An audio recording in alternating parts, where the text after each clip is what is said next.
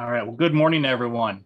Welcome to day 2 of our Harmful Algal Bloom Research Symposium. The Algal Bloom Action Team is thrilled to be hosting this event for a second year, and we are very glad that you were able to join us this morning.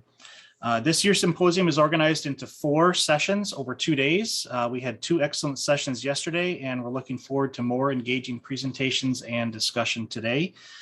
This morning's session is going to focus on forecasting and modeling harmful algal blooms. And then this afternoon, we'll focus on emerging technologies for the detection and monitoring. My name is Chad Cook, and I am with the University of Wisconsin-Madison Division of Extension, and my co-moderator today is Dave Kringen from South Dakota State University Extension. Each session today is facilitated by members of the Algal Bloom Action Team, which is a collaboration of water professionals, researchers, and educators from the 12 states in the North Central region of the United States. Team members include the National Network of Water Resources Research Institutes, the North Central Region Water Network, and University Extension within each state within the North Central region. In addition to hosting this annual symposium, our team is developing a website of resources that can be used freely for outreach and education around harmful algal blooms in the North Central region. I would encourage each of you to visit our website, where you can explore some of the resources that we have to date, which include a What You Should Know fact sheet, a HABs Frequently Asked Questions database, and recordings of our bi-monthly webinar series, as well as last year's virtual HABs Research Symposium. So that link will be added to the chat momentarily. So today's agenda, as you see before us, we'll have 4 30-minute presentations this morning, and that includes a 15-minute break between the second and third talks. At the conclusion of the 4th talk, we'll have a 30-minute Q&A panel with all 4 of our presenters. We won't do Q&A separately for each presentation. However, if we have presentations that end early, we'll try to answer a question or 2 and stay on schedule as best we can throughout the morning.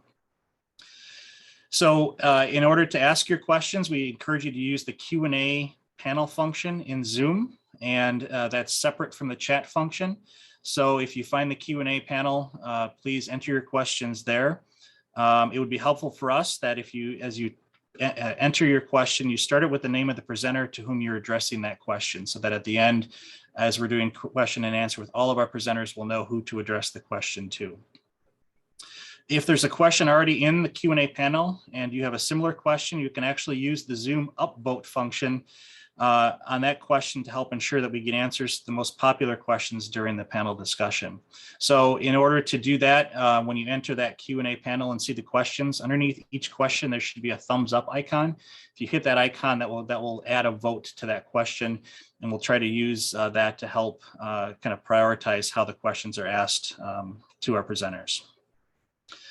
Again, make sure that you post the questions in the Q&A panel. If you're having technical difficulties or other issues during this symposium, you can use the chat function, and we'll be happy to help you as best we can as we're monitoring that. So following the Q&A, we'll do a break for lunch and then resume at 12:45 Central Time for the afternoon session. All of the presentations are being recorded and will be posted to the Algal Bloom Action Team website at the conclusion of the event. So I'm going to turn it over to Dave, and he's going to introduce our first speaker this morning. I'm sorry, Dave, I'll pause just for a second and make sure that I highlight our sponsors for the symposium. We want to especially thank FlowCam, Lindotech, and Eutrophics for their sponsorships for today and helping us support the webinar and bringing all of our speakers to you. Now I'll turn it over to Dave for the presenters for today. Okay, thank you, Chad. If you could advance that one more. There you go. Good morning, everybody. Dave Kringen with SDSU Extension. Today's first speaker is Max Beal. Max is a PhD student in civil and environmental engineering, advised by Dr. Paul Block in the Water Systems and Society Lab at the University of Wisconsin-Madison. His research is focused on hydrology, climate variability, and impacts on water quality with a focus on forecasting. Max's topic today is large-scale season-ahead forecasting of algae abundance in inland lakes. And with that, we will stop sharing, and Max, you can take it away. Thanks so much for the introduction. I will just get sharing really quick. All right. So yeah, today I will be talking a little bit about our work doing large-scale season-ahead forecasting of algae abundance in inland lakes. Thanks so much for having me here today. I'm really excited to talk about this. Again, my name is Max. I work with Dr. Paul Block in the Water Systems and Society Lab. So I wanted to start with a couple of what I'm sure are really well-known lakes to all of you. And these are some of the, I would say, largest and most well-known lakes across the US that have chronic recurring problems with algae blooms. So of course we have Lake Erie, Lake Okeechobee in Florida, and the Chesapeake Bay. And we also know that nutrient loading has been a major factor in the recurrence of these algae blooms and these really chronic problems on these lakes. And so these recurring algae blooms also lead to negative impacts, of course, on human and animal health and ecosystem function and our economic growth. And while these really large lakes have sort of been the epicenter of research and management in terms of algae blooms, really the whole Northeast and Midwest US is at what we'd call high risk for water quality impairment from some of these same forces. And I think we all know there's a lot of small inland lakes across the Northeast and Midwest that don't receive as much attention from a dollars and research perspective, but could really benefit from some of the same management tools that have been developed for some of these larger water bodies.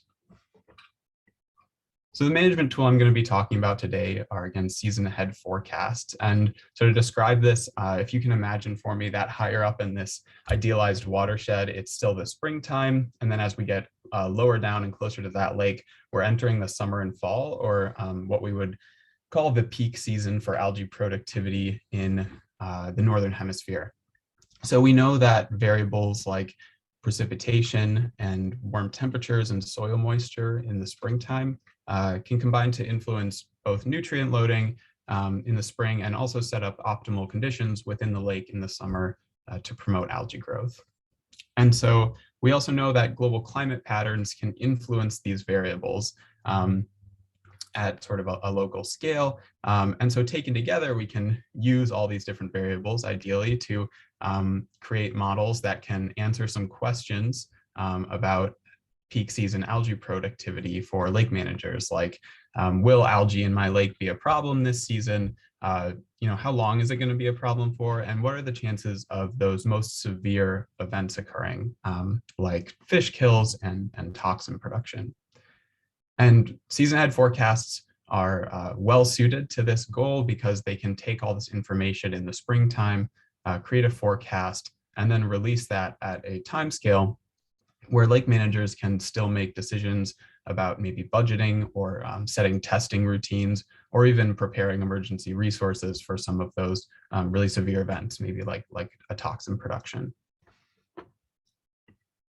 So the way that we do this is we start by identifying some of those preseason predictors I was talking about in the last slide. And then we've chosen to take a statistical principal component regression modeling approach here. So these are statistical models, and they're a combination of principal component analysis and multiple linear regression. And these are nice because they account for any multicollinearity that might be present between our predictor variables. And so we create these statistical models, and we then put them through a model validation process where we try to predict each available year of data that we have in our time series to essentially just see how well our statistical model is performing. We can then repeat this process for different metrics to try to get at some of those different questions I was talking about in the last slide. So we might end up with a few models here that are forecasting sort of different characteristics of algae. And so once we've done all of this work and we have all our models, we would release a forecast for peak season algae metrics at the very beginning of that peak algae season. And that might look something like this.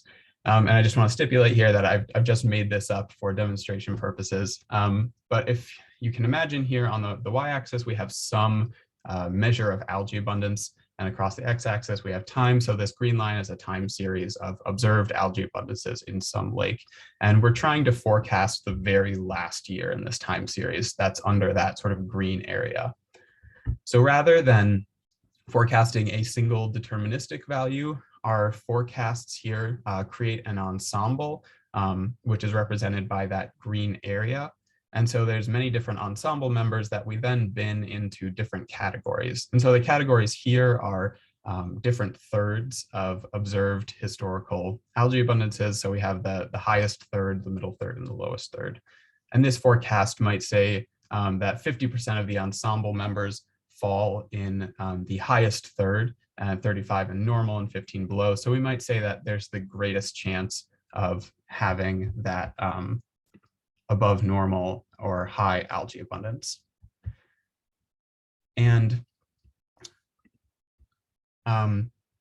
this is useful to lake managers because we can then provide them these forecasts and they can sort of use their own tolerance for uncertainty and risk in making their decisions.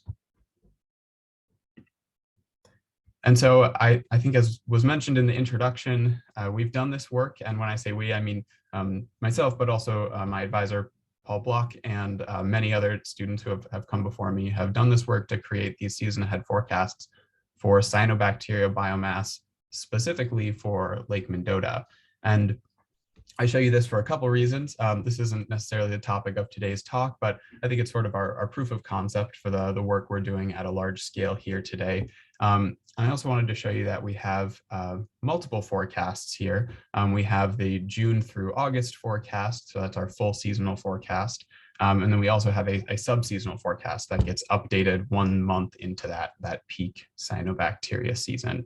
And we distribute these forecasts to different management groups in the Madison area, like public health and the DNR, and also to the public to try to help inform people about what cyanobacteria might look like for the coming season.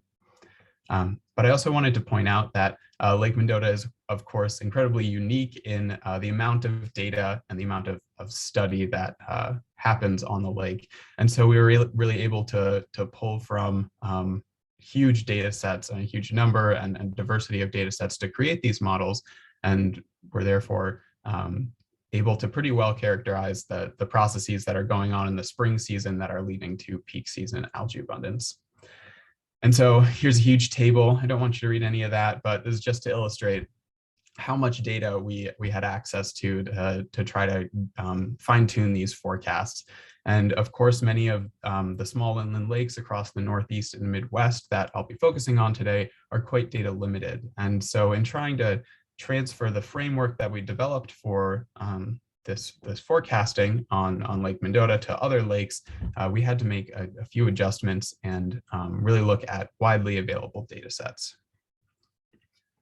So for this work I'll be talking about today, we chose to use the Lagos data set, which is a great collection of lake data across the Northeast and the Midwest.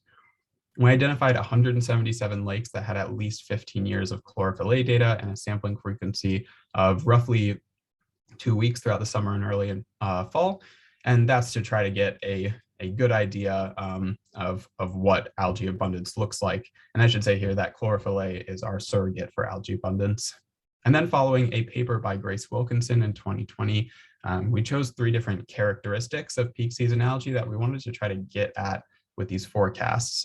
So the first is the magnitude of the bloom, or mean seasonal chlorophyll A concentrations, the severity representing the 95th percentile of seasonal chlorophyll A concentrations, and the duration, or the percent of sampling days that chlorophyll A exceeded a regional threshold that we've pulled from the literature. In terms of actual values that we're trying to forecast, mean chlorophyll A represents those duration and severity metrics, and the proportion of elevated chlorophyll A samples represents, that duration metric. And you can see in this graph on the right here that our chlorophyll A for our selected lakes peaks between the months of July and October, and that falls nicely into that summer and early fall season. And so our predictors are then going to be coming from March through June, or the previous 4 months, or what we call the pre-season. And so in identifying predictors for these models, we again wanted to keep a couple things in mind. They needed to be pretty widely available predictors. So we've used a lot of gridded data sets at both the local and global scale. And we wanted to represent then different spatial scales to try to get at different processes that are occurring in the spring at different spatial scales that might be influencing peak season algae abundance. So at that at lake and within lake scale, we've used pre-season mean chlorophyll A and mean air temperature above the lake.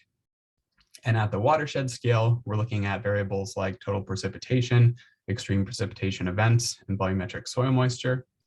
And then at the global scale, to try to represent some of those global climate patterns I was talking about earlier, we're using sea surface temperature anomalies, which are used frequently to represent global climate patterns. And so all of these predictors are then put into a correlation analysis and tested at the 95% confidence level. But while some of our variables that are at the within lake scale are pretty easy to decide where we want to take that data from, these variables at the watershed and global scale, we had to look at a little bit more closely to choose where we wanted to pick those predictors from, which I'll talk about here for a second. So at the watershed scale, we identified the Huck 12 watershed around each lake. And so that's represented by this white line here that you see. And the lake is represented by the red dot. And then we subset all the elevations in the watershed that were greater than the lake. And that's represented by that light gray area you see here. And we then looked at essentially our hydrologic variables here, precipitation, extreme precipitation events, and soil moisture in the areas that were greater in elevation than the lake. And the idea here is that we're just trying to get at the spatial variability of the watershed. Maybe some areas of these watersheds are more prone to runoff or are more agricultural and might have be a nutrient source. And so we wanted to see if our predictive power was improved by testing some of these different grids of precipitation data and other hydrologic variables around the watershed. At the global scale, we needed to look at this predictor quite a bit differently because our sea surface temperatures are, again, representing global climate patterns that are thought to essentially move moisture across large regions of the world, and so would affect more than one lake at a time. And so we started this analysis by performing a cluster analysis to see which lakes were similar in terms of chlorophyll A. And we essentially found that lakes in the Northeast and lakes in the Midwest had notably different average chlorophyll A time series. And so we performed our predictor selection here separately for each of them. So what we've done is we've correlated the peak season chlorophyll A with our pre-season sea surface temperature grids and added up the significant correlations that we got to create these maps that you see here on the left. So areas of the ocean that are highlighted in yellow and green have the most significant correlations with lakes in the Northeast and the Midwest, respectively. We then set a cutoff for each region, 20 lakes in the Northeast and 10 lakes in the Midwest. And so those green grids of sea surface temperatures on the right are representing the selected grids that had more than 20 significant correlations in the Northeast and more than 10 in the Midwest. We then performed a principal component analysis on all of those grids, and that's to try to extract the dominant climate signal that these grids would be representing. And we then chose the first three principal components based on a rule we established for each region, and those were included then as the final potential predictors for each region. We also wanted to see if these grids that we were choosing had any relationship with sort of well-known and well-established climate oscillations around the world. And so you might be familiar with or recognize the names, the El Nino Southern Oscillation and the North Atlantic Oscillation. So I know these are, again, a lot of graphs here, but these are just showing the relationships between those principal components that I just talked about of those green areas in these maps here, the relationships between those and indices representing the El Nino Southern Oscillation and the North Atlantic Oscillation. And the main story here is that our selected sea surface temperatures in both the Northeast and Midwest exhibit characteristics of both the North Atlantic Oscillation, which we would tend to recognize in the North Atlantic Ocean, and the El Nino Southern Oscillation, which you tend to see highlighted in the equatorial Pacific in terms of sea surface temperature anomalies. So after doing that entire process to get our predictors, we put them into a correlation analysis with each of our peak season algae metrics, and we found a couple things. So of our 177 candidate lakes, 134 lakes had at least one significant predictor of this magnitude metric. And so we developed models for 134 lakes. You can see also that for 73 lakes, we had one significant predictor for duration. And you can see that displayed here in these maps on the left, or what you can see displayed, sorry, is that preseason chlorophyll A and sea surface temperatures were the most commonly retained predictors for our models. So in these maps on the left, the green dots represent models that retained preseason chlorophyll A as a predictor. Red ones represent ones that retained sea surface temperatures, and purple ones represent models that retained both of those predictors. And the blue then represent lake models that retained neither of those predictors. And so I'll point out really quickly that you might see a lot of heterogeneity in the sources of predictive power here. So we're thinking that there might be something else going on controlling which lakes are influenced by which predictors. And I will touch on that a little bit later in the presentation. So after we got all of our predictors, we built our models and put them through a model validation.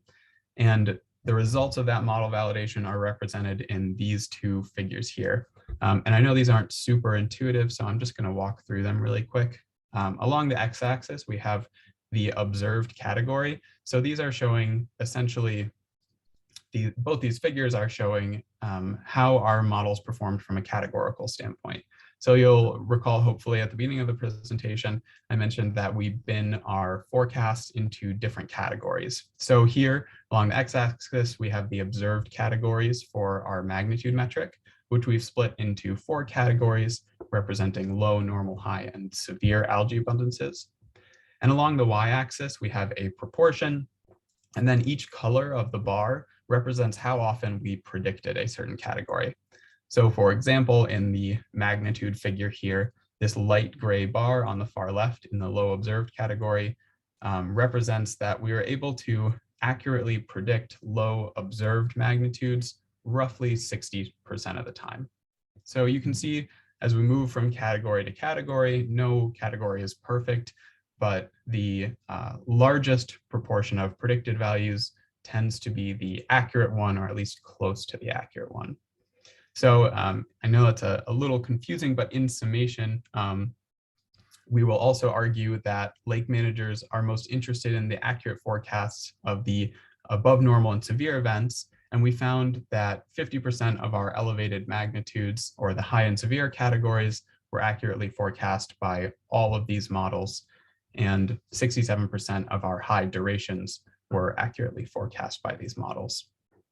And so to take a little bit of a closer look at a lake by lake case basis, we developed these maps here. And these are showing in the filled in circles, those represent models that are able to accurately forecast the elevated algae characteristics more than half of the time. And open circles represent models that cannot do that. So we found that 55% of our magnitude models could accurately forecast high and severe magnitudes more than half the time, and 86% of our duration models can do the same thing here. And so we're hoping that this displays to you that there is some skill in a lot of these models, just not all of them. And you'll again notice that there's quite a bit of heterogeneity across the region in which models do really well and which models do quite poorly. And so because there wasn't any sort of obvious spatial pattern to see here, I think at least for us, we wanted to look at a couple other lake characteristics to see if those might be influencing both predictive power and forecast skill. So I've just highlighted 2 variables here. We looked at a few others, but I think the main story here so far is that we haven't really found a smoking gun in terms of what lake characteristic might be accounting for which lake models have really high forecast skill. But I will point out that for these 2 important lake characteristics, lake area and trophic status index, you can see that it was generally our smallest and our most eutrophic lakes that had the lowest forecast skill. I also want to point out, though, that there were very similar lakes that had incredibly different forecast skills. So just to illustrate that, these are 2 lakes in New York that are roughly 5 miles apart. And the Maryville Lake here has a really good magnitude forecast, and the Duanesburg Reservoir has a really poor one. These lakes are also both roughly the same size and are both categorized as eutrophic. You can see that the Maryville Lake model retains both the sea surface temperature anomalies and the preseason chlorophyll A, and the Duanesburg Reservoir just retains those sea surface temperature anomalies. And so what we think the story here is that while these global climate patterns really do represent quite a bit of predictive power for many of these lakes, there are, of course, a ton of within lake processes that we are just completely missing out on here with our forecast. And preseason chlorophyll A then really works as and represents our main sort of within lake predictor for many of these models. And while it works really well for a lot of our models, as our correlation analysis showed, it's not a universally powerful predictor for all of these lakes. So I think in total, we really just found that there are some very local scale processes we think that might be overriding these larger scale watershed and global scale predictors that we have. So in conclusion, we found that global sea surface temperature anomalies and preseason chlorophyll A really stand out as the most common sources of predictive power across all of our lake models. We found that our models demonstrated skill in both the prediction of magnitude and duration of peak season algae. And in total, we found that season ahead forecasts based on these simple linear statistical models really have the potential to improve lake management at scale. So with that, I would like to thank Funder and the Water Systems and Society Research Group. My email's on the page here. Thanks so much for your attention, and I'm looking forward to the question and answer session. Okay, thank you, Max. Actually, I think we're going to try to take a few questions here right now since we've got some time before our next speaker. So, Scott Satterthwaite, and this is to all speakers, and maybe more of a comment than a question, but Scott says, when studying smaller lakes, would it be helpful to look at not just temp and precip, but also cloud cover forecasts from National Weather Service, accounting for solar intensity differences, potentially correlating with significant HABs?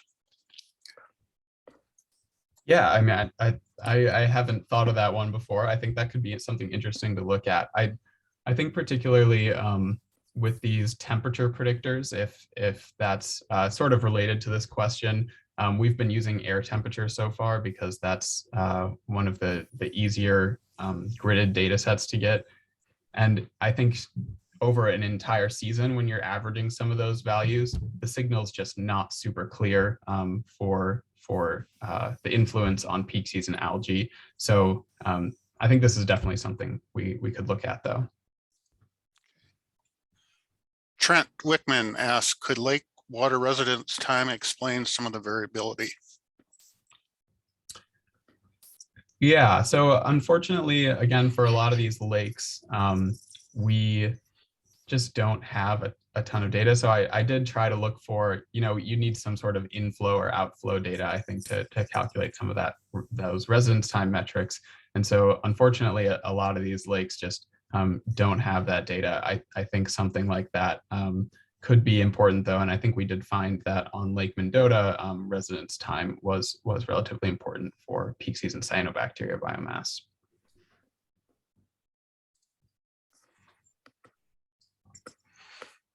Okay, Greg Wasik asked for Max or anyone that might have some insight.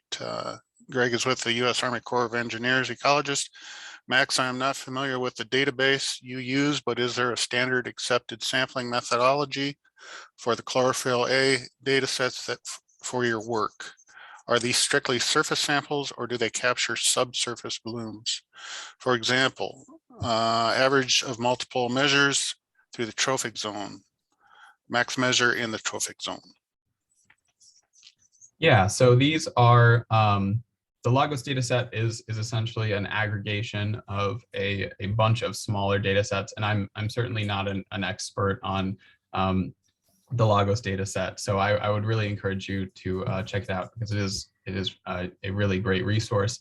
The chlorophyll A data that we used, we did just take those surface samples. So for many of these lakes, these are just chlorophyll A samples that are being taken at one point on the lake, maybe, once every 2 weeks. So maybe 6 times a summer or something like that. But yes, they are taken at the surface for this work. Okay, we still have some time. We'll kind of keep going with these questions, I guess. Lauren Salvato asked, can this model be utilized and tweaked for river systems? Yeah, that's an interesting question. One I haven't thought about a lot. I think season ahead forecasts, you probably could use them for river systems. Again, you just need the data, especially on the chlorophyll and some of those driving forces. But yeah, something I haven't looked at yet.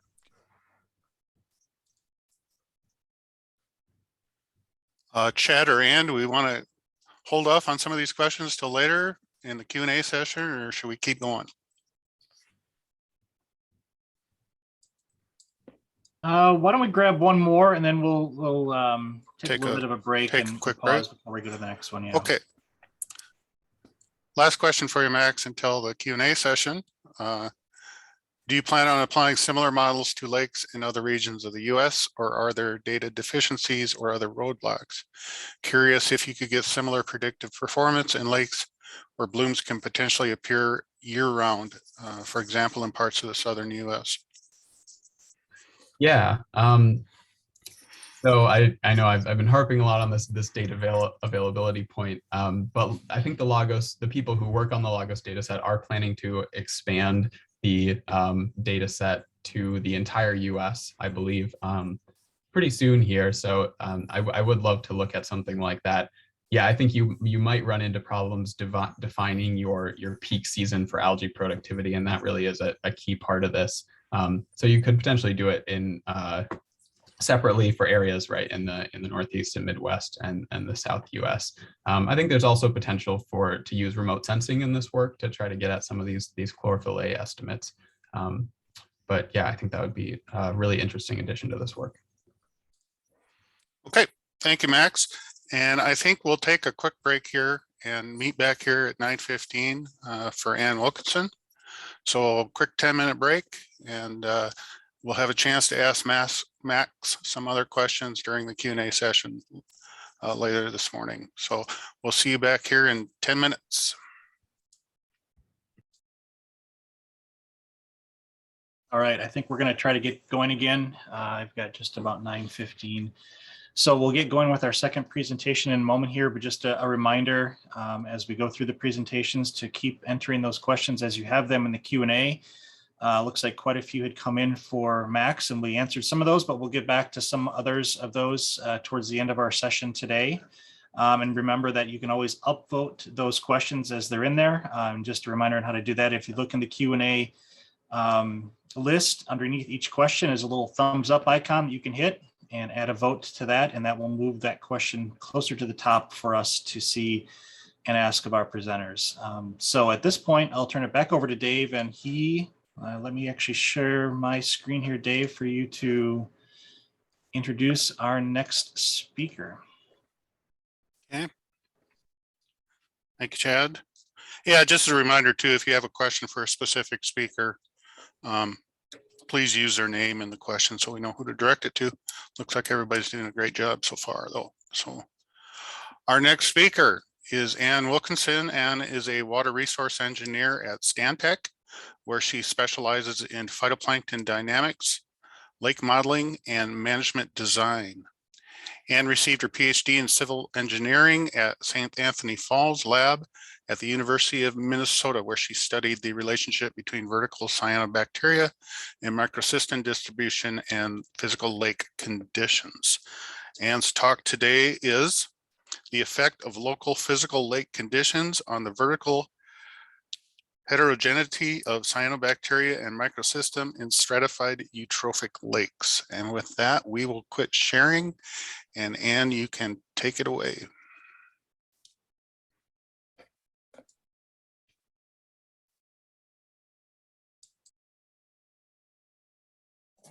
All right, thanks everybody. Presentation going. My name is Ann Wilkinson. Today I'm going to be talking to you about how local physical lake conditions affect vertical heterogeneity of cyanobacteria and microsystem.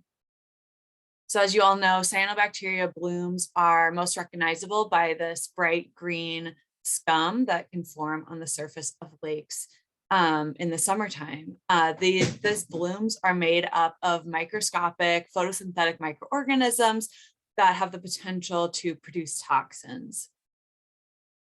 Because of this potential toxicity, harmful algal blooms can pose a significant public health risk.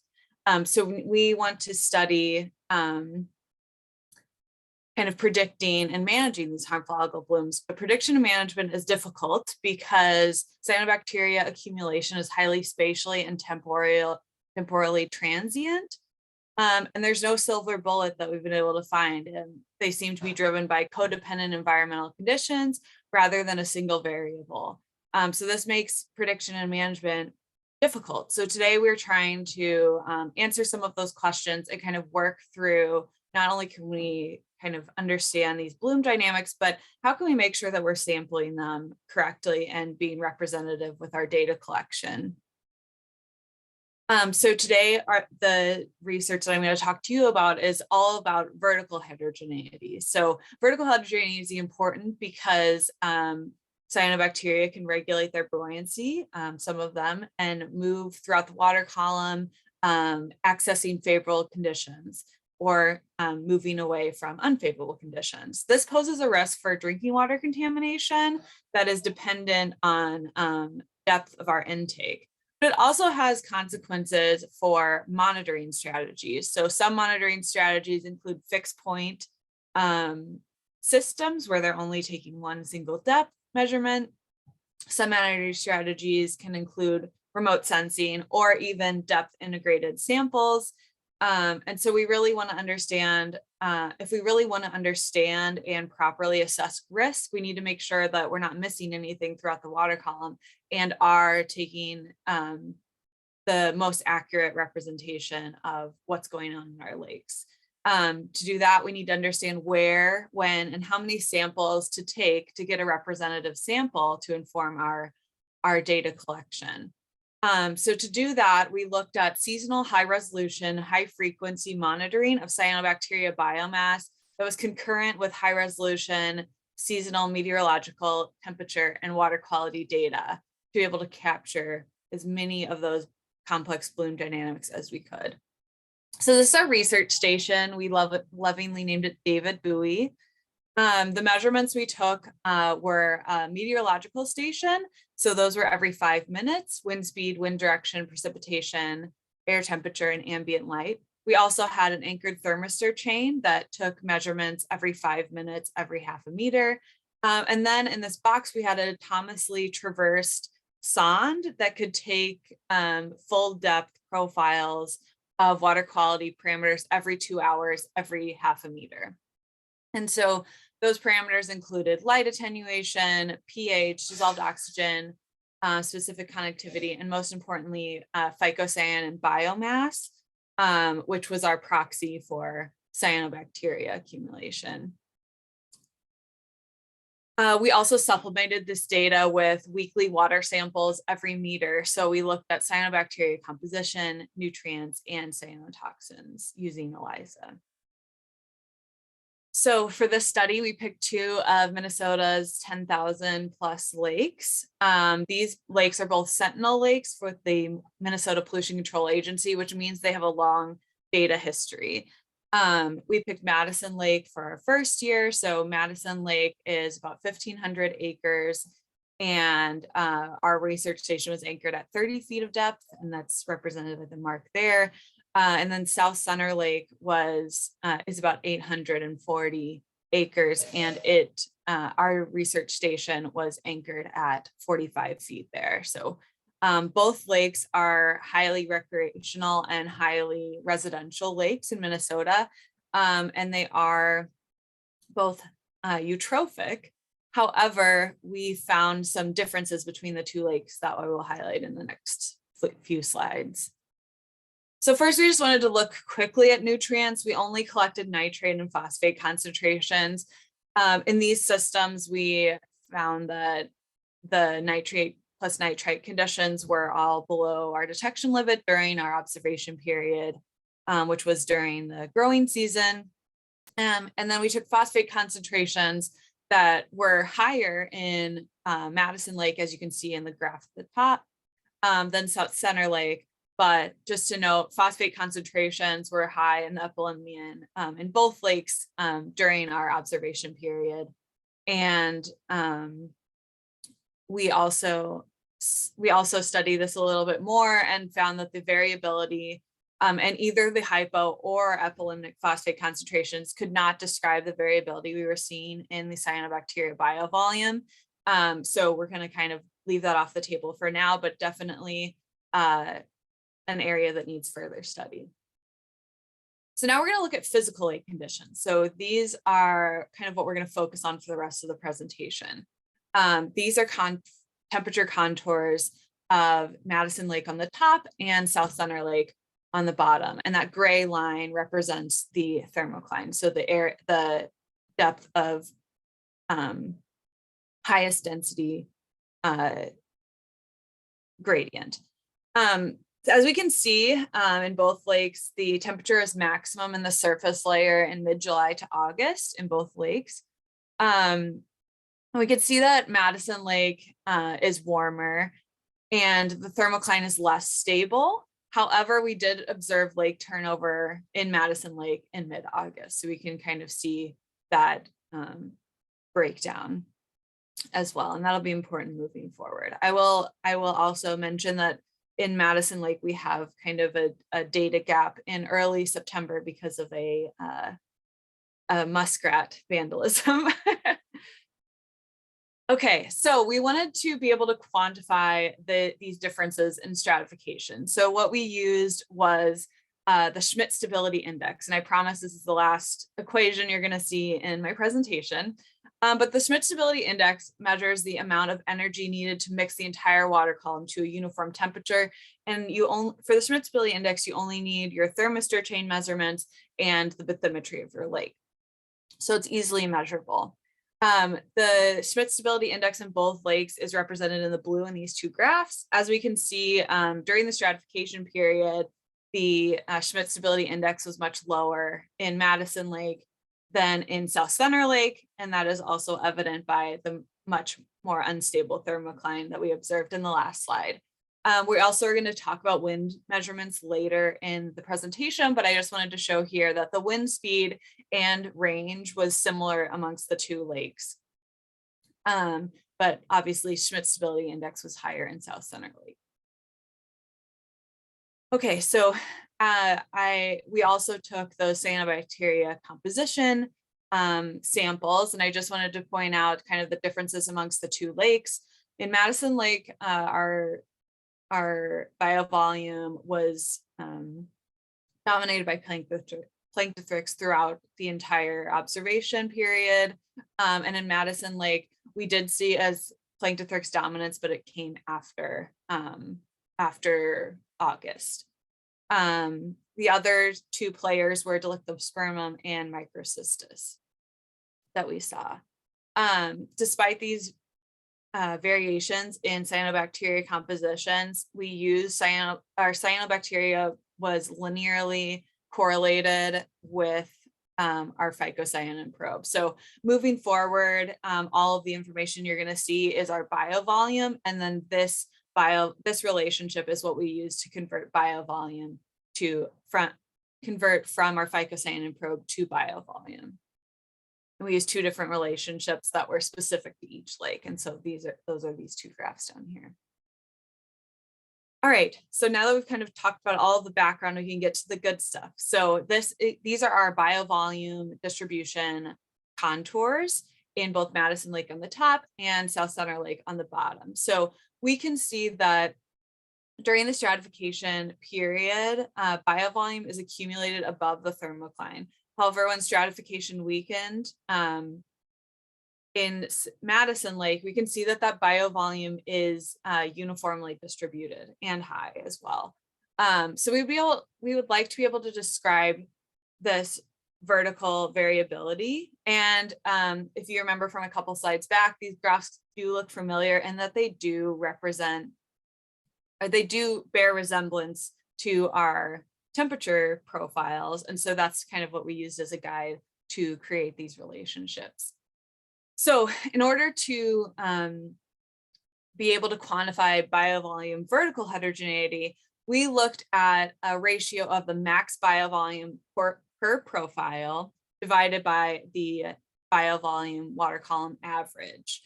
So this would give us an idea if how much the peak biovolume deviated from the average. So we can see a couple examples here on the top from both Madison Lake and South Center Lake. South Center Lake, again, we can see a higher distribution of biovolume in the surface layer as opposed to below the epilimnion, whereas in Madison Lake, when we have a more uniformly mixed condition, the biovolume is uniformly mixed as well. And then we can see again with these time series that the biovolume heterogeneity is much higher during the stratification period and then becomes closer to 1 after we have lake turnover. Okay, so we wanted to be able to predict the biovolume heterogeneity with a physical lake parameter that we knew would be consistent with full water column mixing dynamics. So we use the Schmidt stability index and the surface water temperature. We broke up Madison Lake into the unstable condition and the stable condition. So that's the blue and the red here. And then we also added in South Center Lake. So this relationship is really interesting because despite the differences between the lakes, as I talked about earlier, the same relationship holds for the vertical variability. And these parameters are easily measured. So I'm going to be kind of getting back to how we can use this information at the very end of the presentation.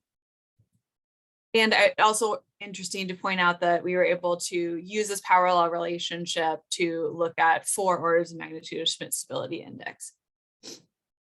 I also want to point out in this graph as well, several of the profiles that we took in South Center Lake showed a biovolume max of 2 times the biovolume average. So if we were to miss those peaks by taking a depth integrated sample or using other fixed measurement techniques, we could be missing a significant amount of biovolume within the water column. Okay, so we kind of talked about how we can look at a uniformly mixed condition over the entire water column. But now we want to look more specifically at what's going on above that thermocline where we see all of the accumulation of biovolume in a stratified condition. So this is just a snapshot of the stratified condition in both cases. We can see that even above the thermocline, there is variability and hotspots within that layer. And we kind of want to understand that more and be able to understand what is driving this vertical variability. So to do that, we binned the profiles into two different conditions in the stratified condition. We have a uniformly distributed condition where the biovolume is uniformly distributed over the thermocline, like we have in this first graph. And then we have conditions where we saw a significant peak in the biovolume profile. So that's the second graph here. We can see that from the breakdown here that Madison Lake maybe skewed a little bit more uniform than providing peaks, whereas South Center Lake was about a 50-50 peaks versus uniform.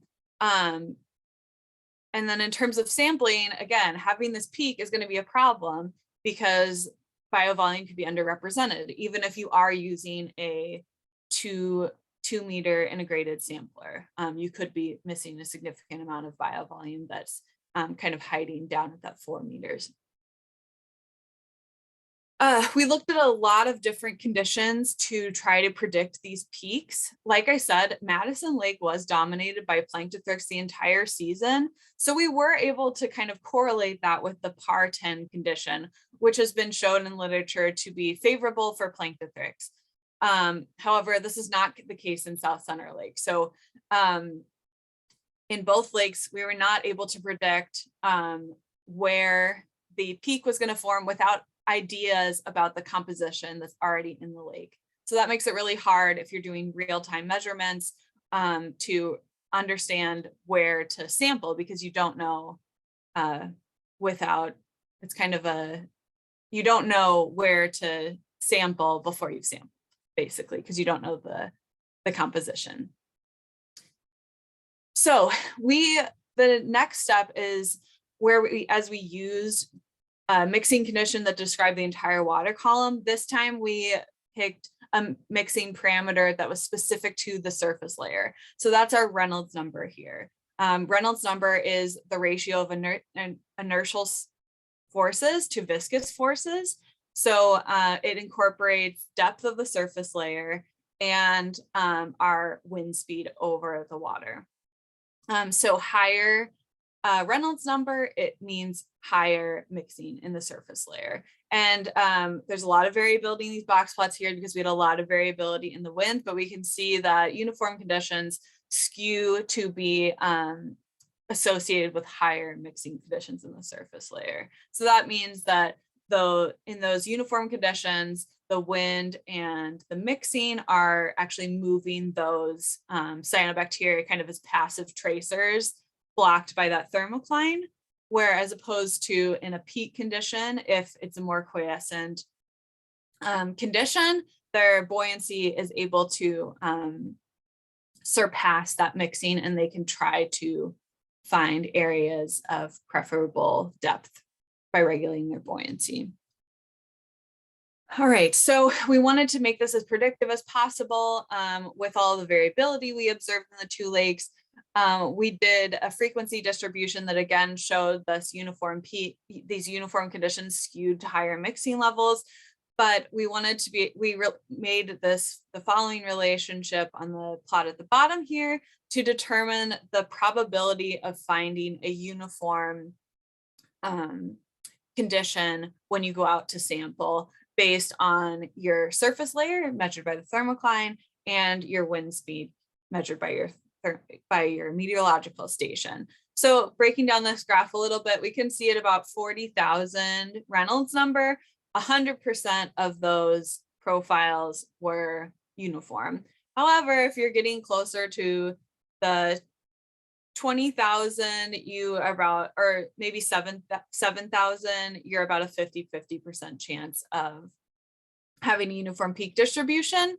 And so you're gonna probably want to take more samples because you have a 50% chance of having a uniform condition. And obviously as the Reynolds number gets lower and lower, you have a higher chance of having a peak condition.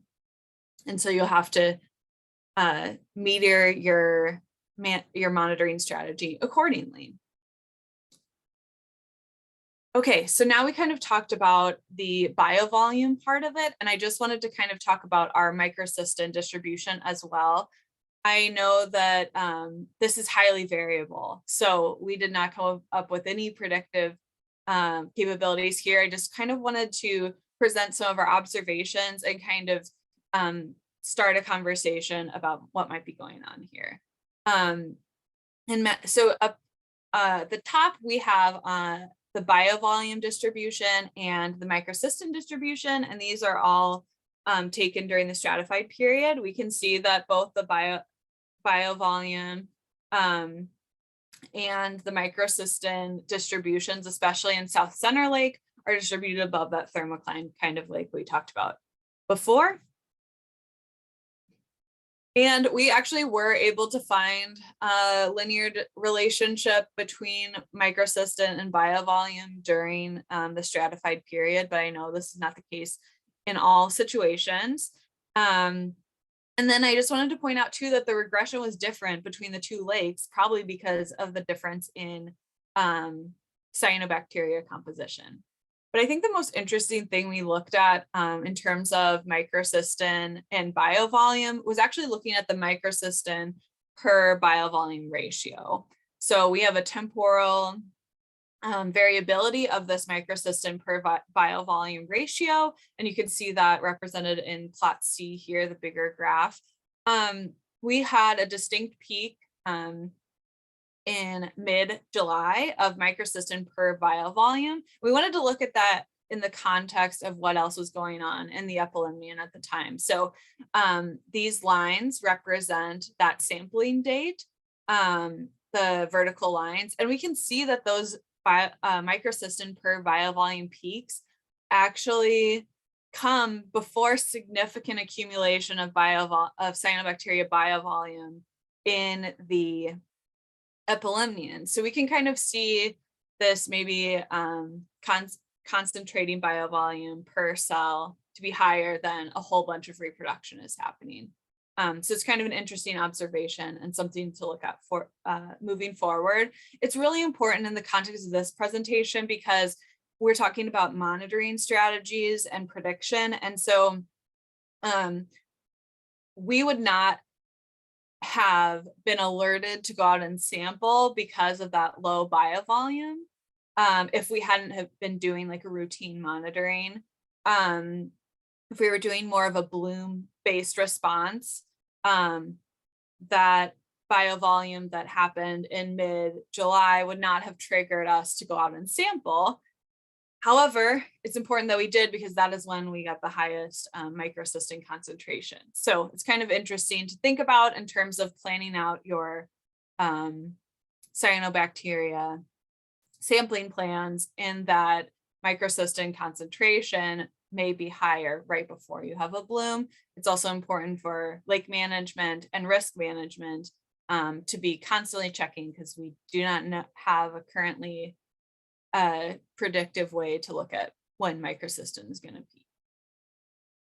All right, so I want to break down all of this information that we kind of went through in the last couple of slides. So we saw microsystem biovolume and microsystem and biovolume anytime from ice out to ice over in our lakes, different concentrations, obviously, as we talked about.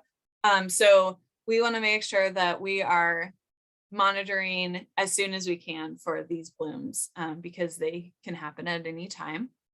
And then we wanted to kind of answer where and how many samples to take within the water column. And so to do that, we broke down this kind of decision tree based on those relationships that we looked at. So given you go out to the lake, you want to decide, where should I take my sample? If you have an understanding, if you have a thermistor chain, and you have an understanding of what that stratification looks like, you can decide, okay, they're all above the thermocline, or there's variability, but they're all above the thermocline, or the mixing conditions are such that they're uniformly distributed. I could take a sample anywhere and it'll be representative.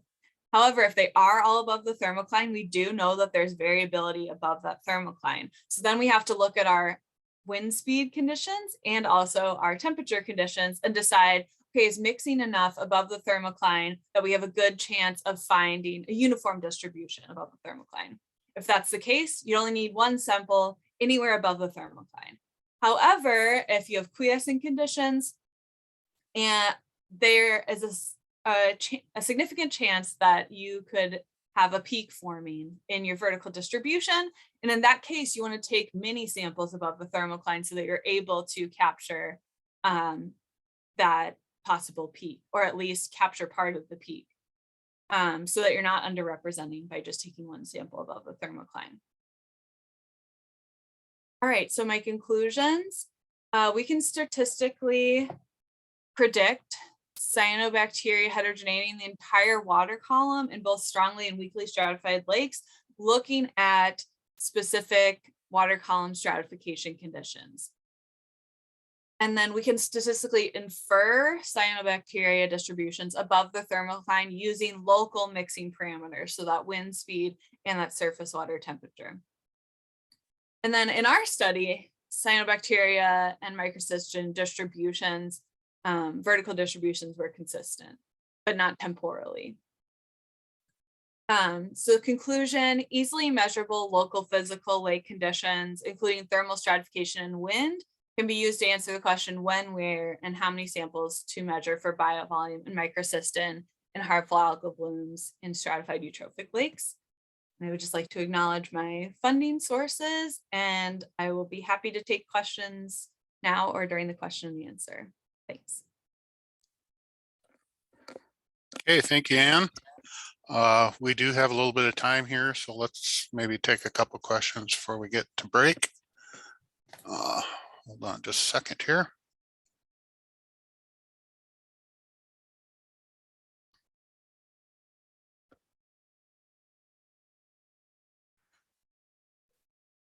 Okay, first question for you. When you discuss the mixing of the water column, does that include disturbance of bottom sediment and resuspension of available P, or just accounting for the layer creating thermocline? Yes, so the Schmidt stability index will just tell us about the thermal structure above the within the water column. So it doesn't take into account kind of fetch or any other full lake mixing conditions. So although we did measure phosphate and nitrate throughout the entire water column to kind of look at that release, we didn't have as high of resolution of data collection there. So this was the hypothesis was that the thermal stratification was more of a scaffold for the cyanobacteria distribution, but it's a really good point. Okay, Gretchen asks, how did you choose the max depth for sampling? So we chose the max depth partially for I guess maybe safety. We did not want to have it right in the middle of the lake because it was a large system. And as I said, these are highly recreational lakes, but we did want to have it as a significant enough depth that we could measure. We also picked locations that would receive kind of in the middle of the lake that would receive any blow through like horizontal transport of cyanobacteria, and in locations that were not too sheltered. So we can kind of get a whole pelagic representation, but we didn't want to put it in the middle of the lake. Well, I would say people that lived on the lake also did not want to have it on the middle of the lake. We didn't get full say of where it could be, but this was a good compromise. From David, how did you automate raising and lowering the HydroLab DS5 for measuring water quality parameters? Sure. So I forgot to mention this system was created by the amazing technical staff at St. Anthony Falls Lab. So they did all of the coding for the motor to trigger. So it was all in-house made, but I will say that Saffold does create these buoys to be used in other research opportunities. So if it's something that you're interested in, I can get you information on how to maybe purchase your own, but it was all made in-house with Campbell data loggers and coding and, motors that we purchased on our own. Okay. Sarah asks, have you looked at horizontal variability versus vertical variability in MC levels in a lake? For example, tried to predict shoreline MC where people are swimming versus open water MC. Yeah, that's a really, really good question. I will say we didn't look at that specifically in this study, but it is being studied by other entities in Minnesota. But I will say that there was a really interesting incident where we saw a peak in cyanobacteria at our research station. And then 3 days later, we saw an accumulation downwind at the, we got a call that there was accumulation downwind at the boat launch. So we kind of got a ping on the research station, went out there and looked at it, and then got a call that that accumulation had been transported downwind. So it was kind of an interesting observation study, and kind of lucky that we went out so close together on those days. Okay, we're going to give you one more here. And this is from Michael. Besides Toledo, have there been other incidents of pollution of drinking water due to cyano presence? Yeah, this is not my expertise, but there have been. There have also been cases where you need to alternate water resources needed to be used for drinking water because of drinking water contamination. But I think like the biggest thing that happens is more that you have a contamination that happens, and then within the water treatment plant, they're able to respond and remove that microsystem before it gets into the finished water. But definitely an area of study. Great. Thanks, Ann. Yeah, Des Moines and West Palm Beach come to mind, says Brent. So with that, I think we'll take a break, and we'll meet back here at 10:05. So a little over 15 minutes. Again, thank you, Ann. 10:05. We'll see you again. All right, well, we're back, and hopefully you had a few minutes to stretch, grab some more coffee, check the never-ending flow of emails coming into your inbox, but we're ready to go for the next two presentations that we have. And just a reminder, it's great to see the interaction coming in on our Q&A panel. Please continue to ask questions in that panel as they come up for our presenters. And it's great to see the upvoting being used as well to kind of move some of those questions to the top. And we'll definitely be using that as we get into the Q&A panel after our last presenter today. It's also been nice to be able to ask a few of those questions after each of our presentations so far. Usually when you have presentations, we have trouble with presenters wanting to go too long. So it was nice for Max and Ann to leave plenty of time for questions, or at least a few of them after their presentations. So we're ready to go again, and I'm going to turn it back over to Dave to introduce our next speaker. Oh, sorry. Sorry. Thanks, Chad. No problem. Yeah. Our next speaker is Atifa Hosseini. And Atifa is a PhD candidate in the Department of Civil, Environmental, and Architectural Engineering at the University of Kansas. Her co-advisor is Ted Harris from the Kansas Biological Survey and Center for Ecological Research, and her dissertation focuses on the impact of climate change on harmful algal blooms. And Atifa's talk today is utilizing high-frequency water quality observations to understand physical mixing controls of cyano-HABs in inland discontinuous polymictic aquatic systems. And with that, I will turn it over to you, Atifa. Thank you very much for presenting me. So I'm going to share my screen, hopefully. Okay. And then the slide mode. Okay. I hope you can see the full screen correctly. Yeah, it looks good.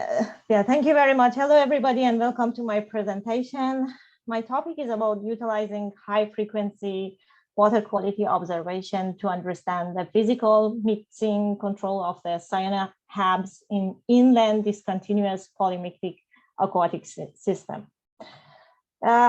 First of all, I would like to thank you, all of my co-workers, including my PIs, the undergrads that work with me to collecting the data, and the lab assistants at the Kansas Biological Survey and the University of Kansas. So throughout my presentation, I'm going to talk a little bit about the background, summary of the data, how the data has been collected, including continuous data, discrete data. Then I will talk about the selected study site, 2 reservoirs, and I will compare these 2 reservoirs. And I will show you the result from this research. And finally, I will summarize everything. So thank you very much for all the presenters so far from yesterday till today. And they explain a lot about cyanobacteria, their properties, the toxin. So I'm going to just focus more on the meteorological and the ecological stressors, as we know that the climate-related factors could have multifaceted and far-reaching impact on lakes.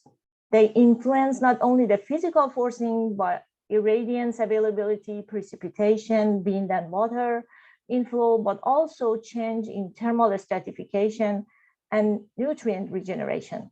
These combined effects could regulate lake metabolism and other biogeochemical processes. Because of high persistent Kansas wind, physical processes can override the chemical and biological processes, especially in case of the shallow eutrophic lakes where high wind can destratify the lakes. So I'm going to focus more on the destratification of the water column and what can trigger that. So we want to know when and why the bloom starts and when and why the blooms peak. The following map shows the spatial distribution of cyanoHABs in more than 50 reservoirs throughout the state of Kansas that has been documented by the Kansas Department of Health and Environmental HAB response program, which is called KDHE. So the KDHE uses a 3-tiered advisory system. And we can see the yellow color shows the watch, the orange color shows the warning, and the red color shows the closure or the hazard condition.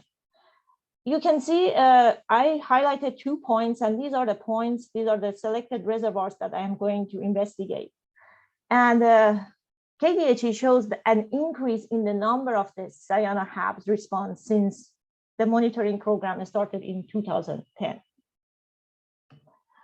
So my study sites, so I have 2 study sites.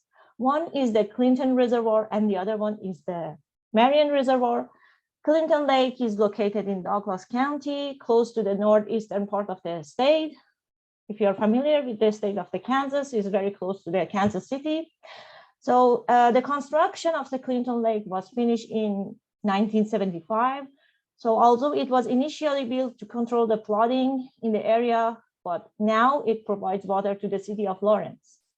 And it has the maximum depth of about like 40 meters.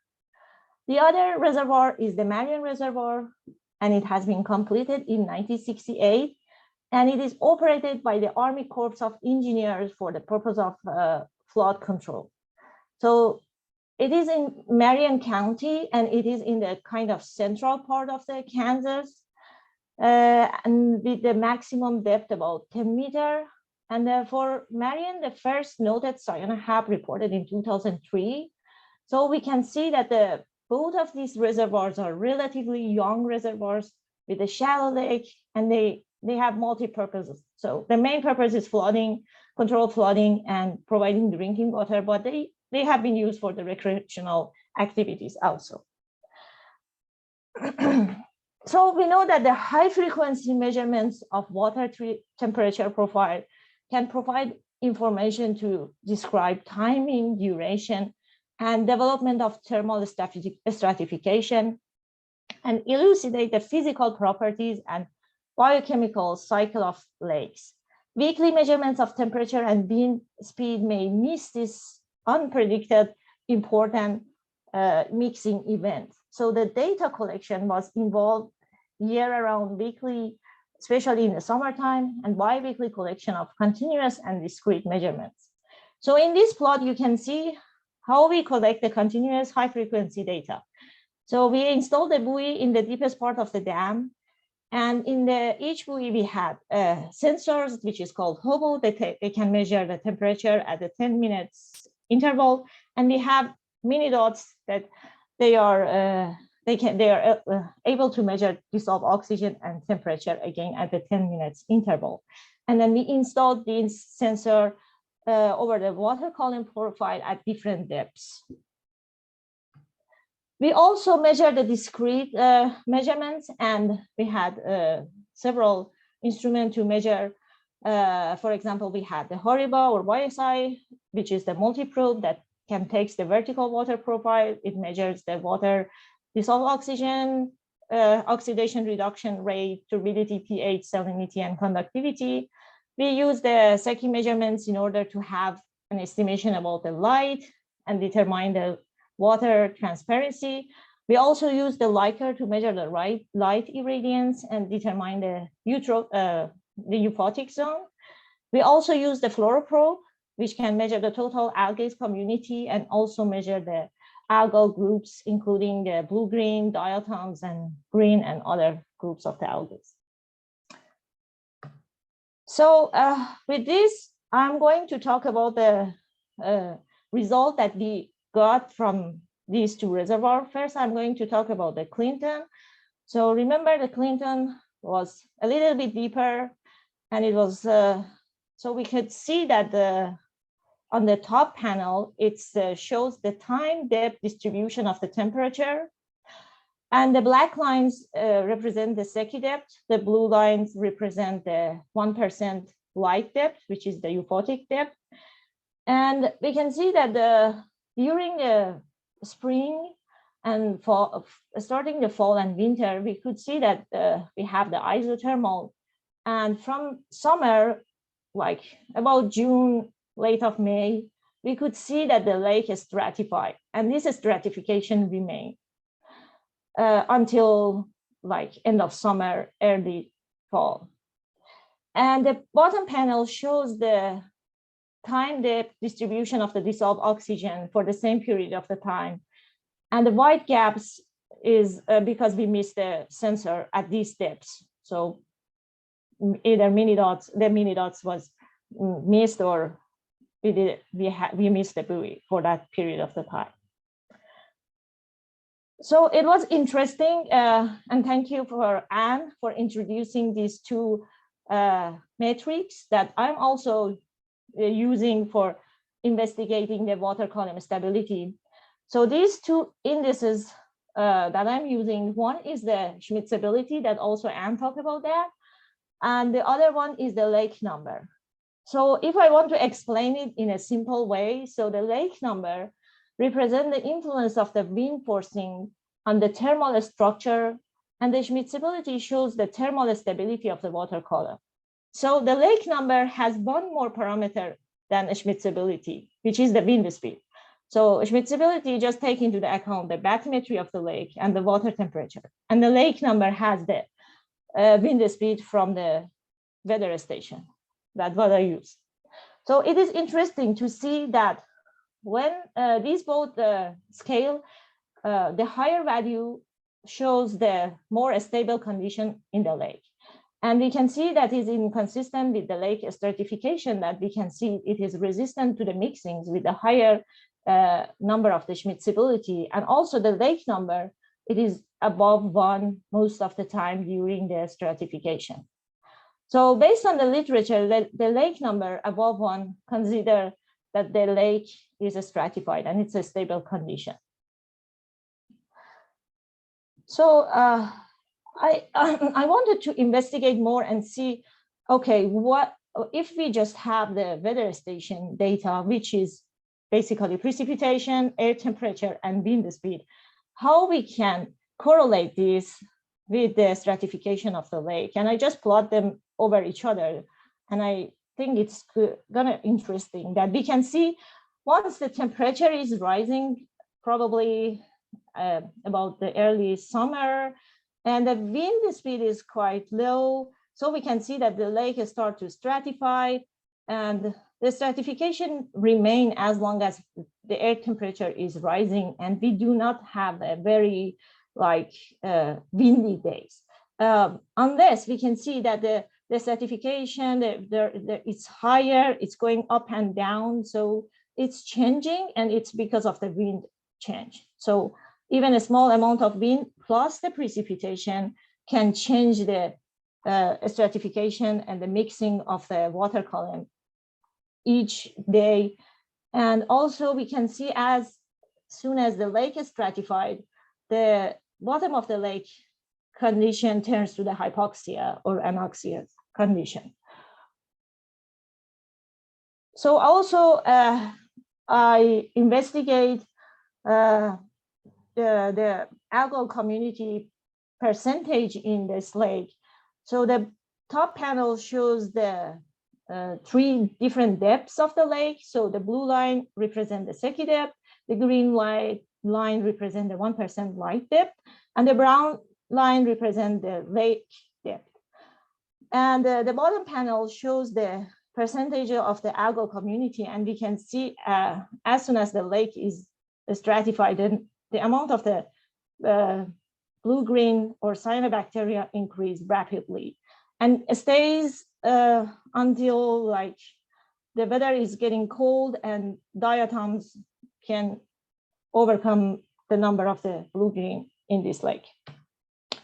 Next, I'm going to investigate the same thing for the Marion Lake. So even they are both reservoirs and they are both shallows, they have totally different behavior. And in case of Marion, again, the top panel represents the time depth distribution of the temperature, and the bottom panel shows the dissolved oxygen distribution over the time. But we can see that there is no clear thermal stratification in Marion, and the lake stratifies and then de-stratifies, and sometimes is mixed all the time, especially during the winter. And the same pattern happens for the dissolved oxygen. But as soon as the lake is getting stratified, for example, in the middle of the June, we can see the percentage of the dissolved oxygen increase, the dissolved oxygen increase at the epithelium, and which is indication of the photosynthesis, and it is correlated with the presence of the cyanobacteria. So this is also the Schmidt stability and the lake number plot time series for Marion Lake. We can see the Schmidt stability is much lower in compared to the Clinton Lake. And the lake number, if we consider the threshold of 1, so there are not many occasions that the lake number is above 1. So most of the time is below 1. So I lower the threshold to 0.1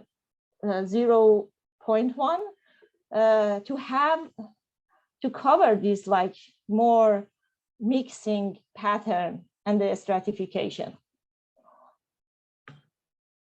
I also overlay the weather, the meteorological parameters, including the precipitation, air temperature, and the wind speed over the temperature and the dissolved oxygen to see what is going on at Marion. And then it is interesting again to see, even with a slight increase in the temperature. So if we can just pick one case, like at the end of the June here, so even we can see the air temperature increase a little bit, and then we can have a little bit of more wind speed.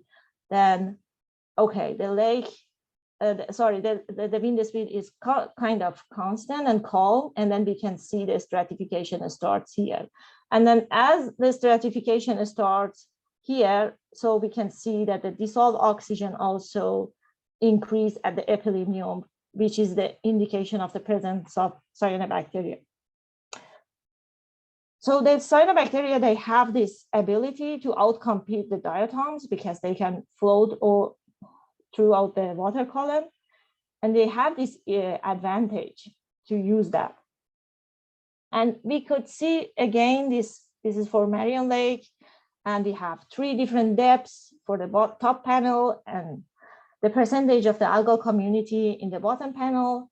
And we can see that as soon as like June, middle of the June, based on the previous plot, once the lake is stratified, we have a very sharp increase in the number of the blue-green algae, which stays all over the year.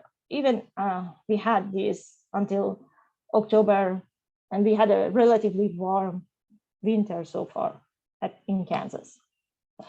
So I was thinking, so how can we correlate this lake water column stability with the cyanobacteria?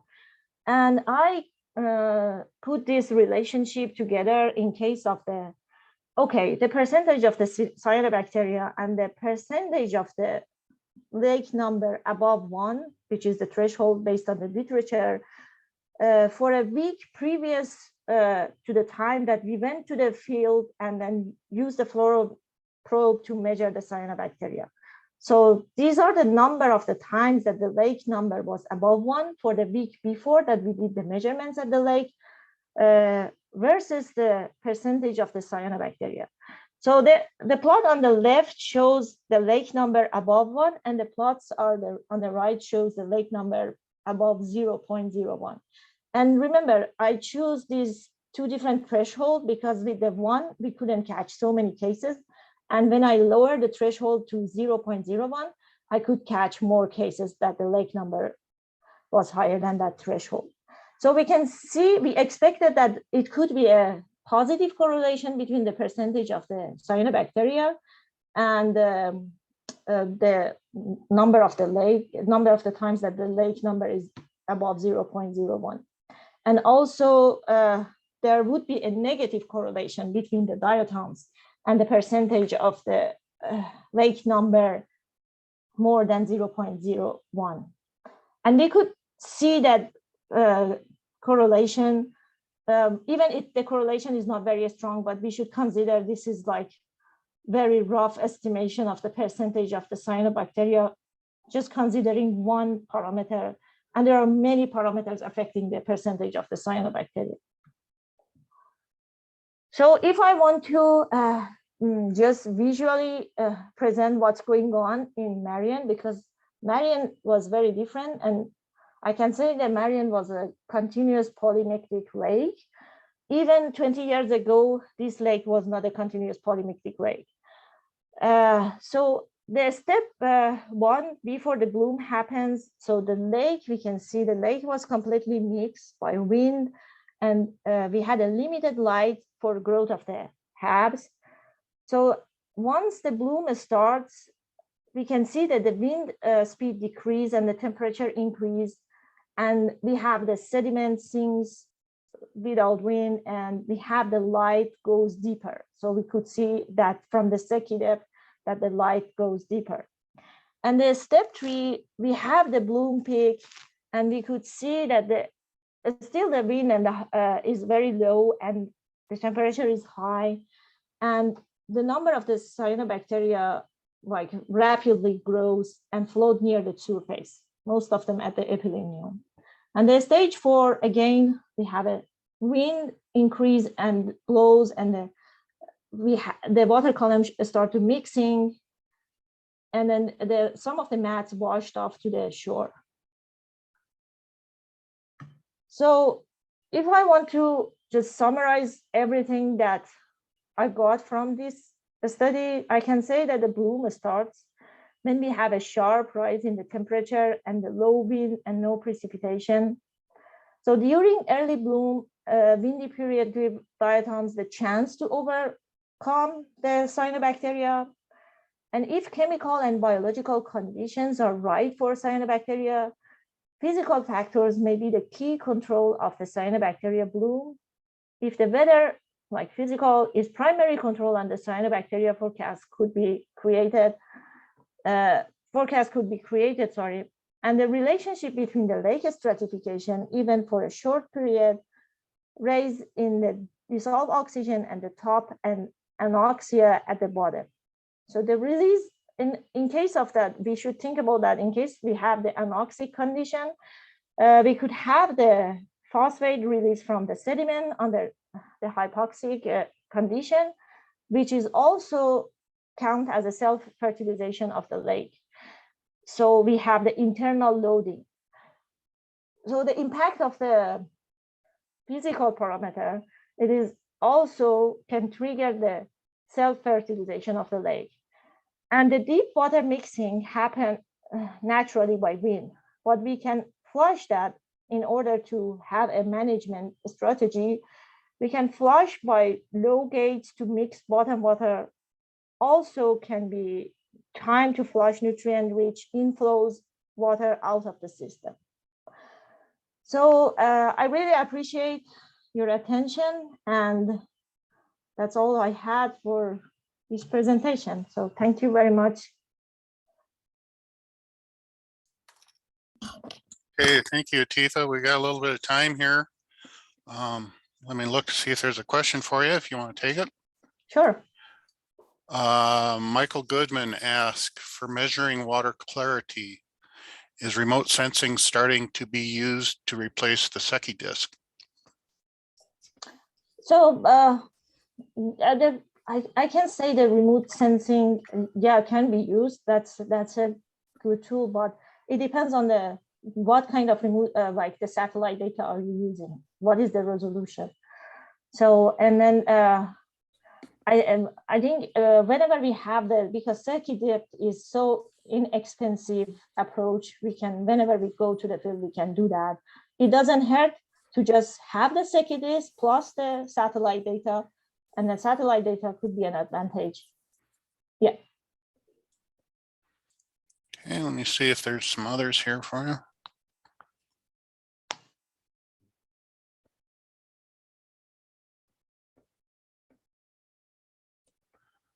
And I'm not seeing any here. If anybody's got any questions for Atifa, go ahead and type them up. Otherwise, she'll take some during the Q&A. One was just added in.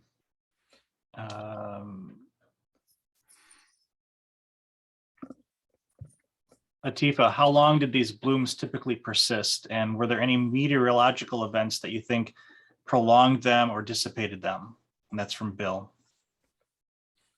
Sure, yeah, so, because yes, sometimes we went to the lake and then we saw that the bloom started just like it was there, and then the next time we went, it was disappear. So it could be really quick in case of like appearing if all the conditions are in favor of the blooms. And I can say when the wind speed is really low and then we have relatively warm days, so we can get this information from the weather station, and then we can predict that, okay, because the nutrients is always there. We cannot say, okay, the nutrients, maybe there is a little bit of more flushing during the, like after they applied for the agricultural purposes, but the nutrients is, we consider it's available there. So if the climatological condition is right for them, we can see that they happen really quickly. And the most important thing that we noticed was wind.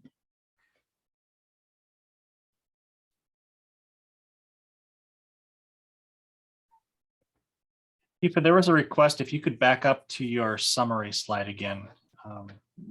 That would help as you're answering questions as well. There you go. Sure. Thank you. I've got another one for you here, Atifa. Sure. Is surface water inflow to the reservoirs monitored? And if so, can that affect mixing in the water column?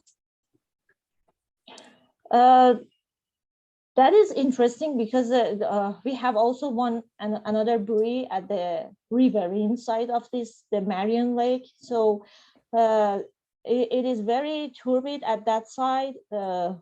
But again, we could see when we have the calm days and the temperature is high, we could see that again, the percentage of the cyanobacteria increased rapidly. So yeah, I can say yes.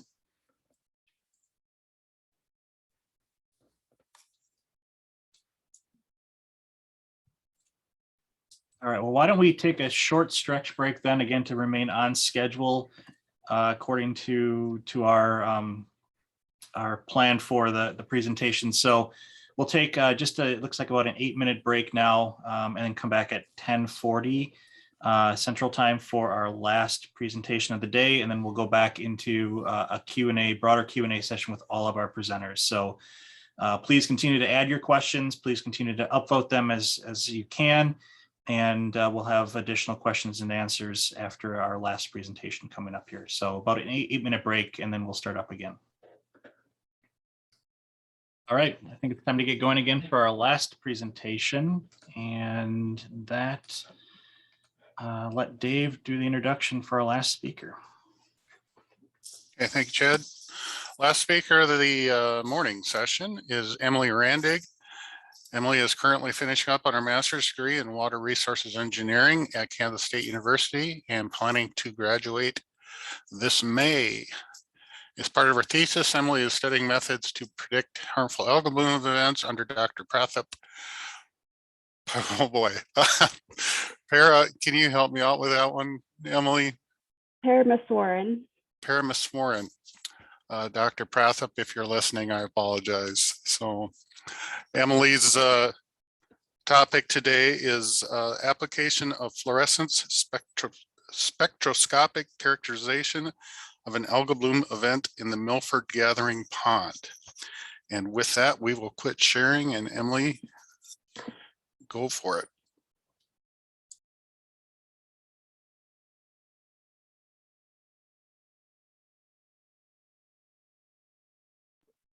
Okay, so hi everyone, my name is Emily. Today I will just be presenting my master's thesis research on the Milford Gathering Pond. I basically did a training assessment over the last year of a HAB event there. Let's see if I can get this forward. There we go. So a quick review, I'm sure you've heard this from many of the other presenters, so I'll just go with what's relevant for what I'm going to talk about. So let's remember that for favorable growth, algae really need favorable temperatures, light, and nutrients to grow. And when those are too favorable, those algae can go ahead and turn into a harmful algal bloom. And a reminder that kind of those major limiting nutrients are nitrogen and phosphorus. And I also added some of the micronutrients, but for the purposes of my presentation, those two that I'm going to talk about are going to be nitrogen and phosphorus. So what is my research about? Basically, I did a spatial temporal characterization of a complete algal bloom event using fluorescence spectroscopy in tandem with conventional methods. And I took measurements including temperature, pH, turbidity, orthophosphate, TCTN, and the novel part of my research is that fluorometry component.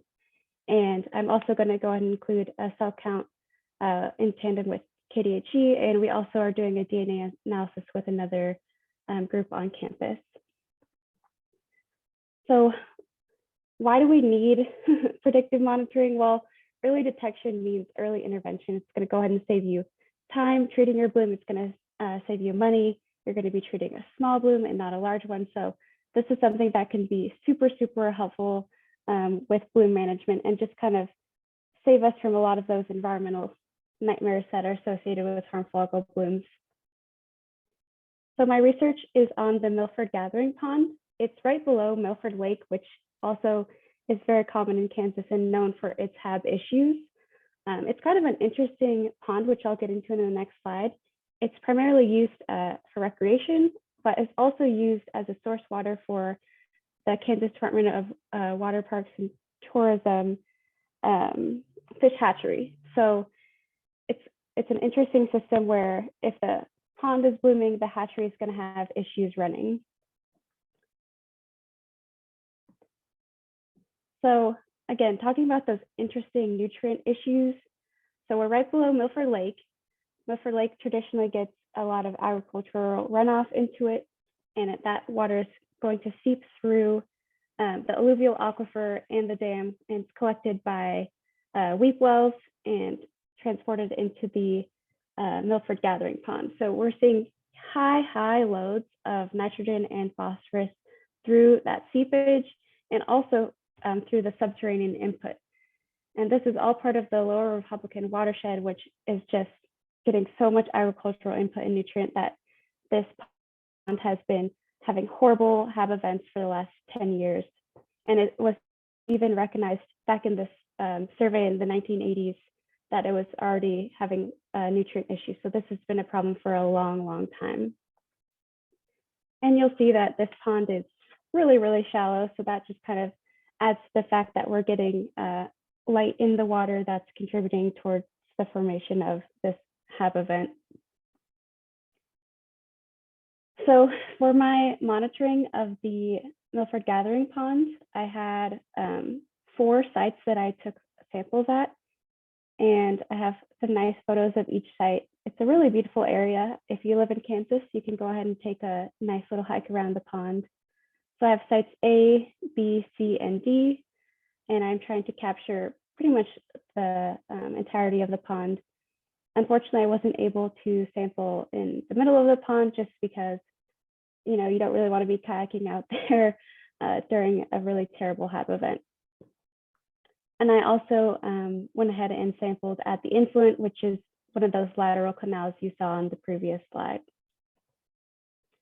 So a little timeline of my monitoring. I started back in April and I sampled all the way through Thanksgiving in November.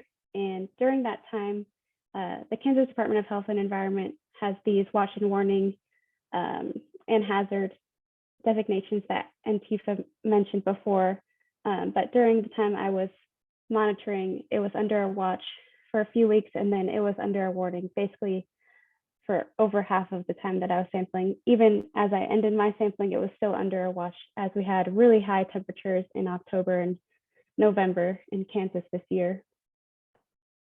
And I just have some pictures of the signs that they posted warning residents to kind of stay out of that area. So what were the results of all that really intensive monitoring? Well, for one, we found that the temperature was very warm. And as algae really prefer that warm water temperature, they were really prolific during most of my sampling times. And the most important metric, I guess, that I'm using is turbidity. We're trying to use turbidity as kind of a measure of algal productivity. So kind of using it as a general indicator of the algal bloom. It can't necessarily be relied on as a cell count because we have suspended solids and other things in our water, but we found that it generally matched well with the cell count data from KDHE, and therefore we thought we could use it as a general indicator of the severity of the bloom in this pond. And so I have some photos of that turbidity changing over time, right before the bloom started, and then as the bloom kind of started increasing in severity, and then just as it kept being severe and never really went back to that pre-bloom turbidity of around 5 to 10 NTU. And again, the turbidity was really high, so I just decided to include a picture of one of our samples from June.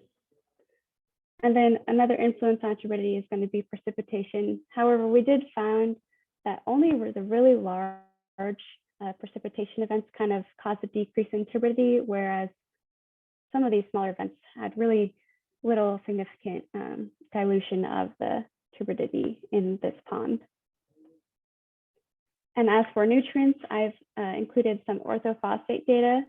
So we can see that the orthophosphate increases right with the start of the bloom and drops significantly as the algae are using up all that orthophosphate. An interesting thing to note, you know, we decided to do orthophosphate as our measure of phosphorus, but our total phosphorus results were actually also significantly high, especially in the influent. And this can kind of tell us that the influent is probably bringing in a lot more phosphorus than is characterized from this orthophosphate measurement. So it's probably the phosphorus within the pond is probably being driven mostly by the influent as well as the pond dynamics like sediment mixing or turnover from wind. And again, lessons learned with the nitrogen. Unfortunately, the total nitrogen samples we collected were filtered and then run, which is missing quite a large portion of the actual total nitrogen. So those unfiltered samples were ranging from 1.3 to 2.5 milligrams per liter, whereas once it's filtered, it's pretty constant around just 1 milligram per liter. So in the future, you know, if this project is repeated, we're definitely not going to filter our nitrogen, but I just included it here because it is one of those primary nutrients to track for harmful algal blooms. So this is kind of really the most key and novel portion of my research, is using this technology called fluorescence spectroscopy. It's really cheap, fast, and simple. Basically, you put your sample in and it uses a beam of light that excites the electrons in molecules of certain compounds and causes them to emit light, which is then directed toward a filter and read by the instrument. And what you get out of that is this lovely kind of image of the various compounds in your water sample. And the most important thing being the scale of intensity that I'm going to be talking about. And that's kind of akin to milligrams per liter, but it's not, it's kind of just a parameter put out by the machine. It doesn't really have true units. So it's kind of abstract in that way, but that's what I'm going to be using as our measure of how these compounds are changing over time. So what does this fluorescence spectroscopy tell you? Well, it gives you this EAM, and the EAM has 3 axes. So you have your emission wavelength, your excitation wavelength, and the intensity, which is kind of like how intense the light that's being emitted back is. And it gives you a general idea of what the compounds in your water sample are based on the location of the peaks. So based on literature, we can identify what peaks are in our water sample.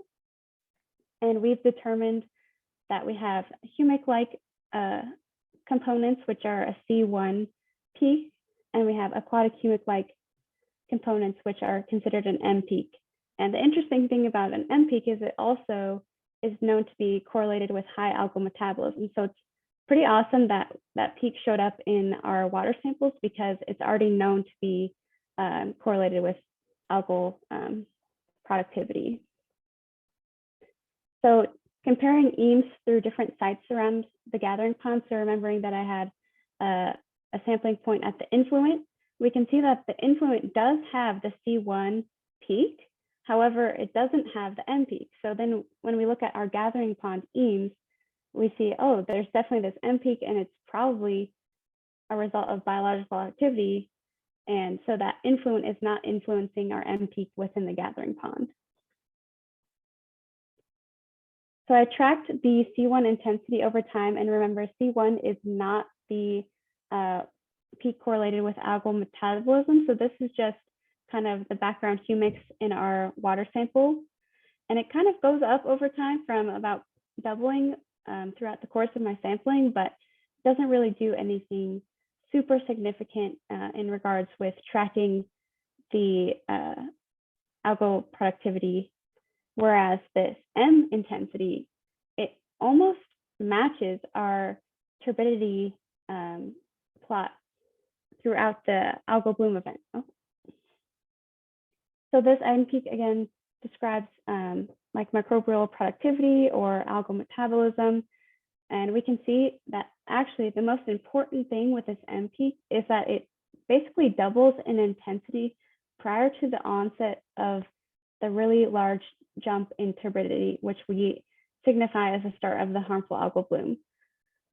So what we hope this can be used for is, given a body of water that you monitor over a long period of time, you can kind of establish a baseline intensity of your body of water. And if you see that that M intensity is increasing, then you probably can predict that a bloom is going to happen. So we see this M peak increase quite a while before the turbidity increase. So we're hoping that that can be the predictive measure of a HAB event. And again, this is more of a visual example of how those EAMs change over time. So we have, in the early, we see a little bit of an M peak, but it's not really that intense. And then over time, it's starting to gain intensity. And then in August, you see it's quite intense. And that peak is quite stronger compared to the C1 peak.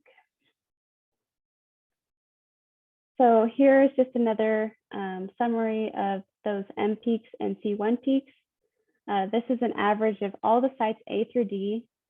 So we see that our M peak is a better indicator of algal biological activity, whereas the C peak is kind of just a background humic measurement that isn't necessarily going to be used for that prediction, although it does also increase before the onset of the bloom.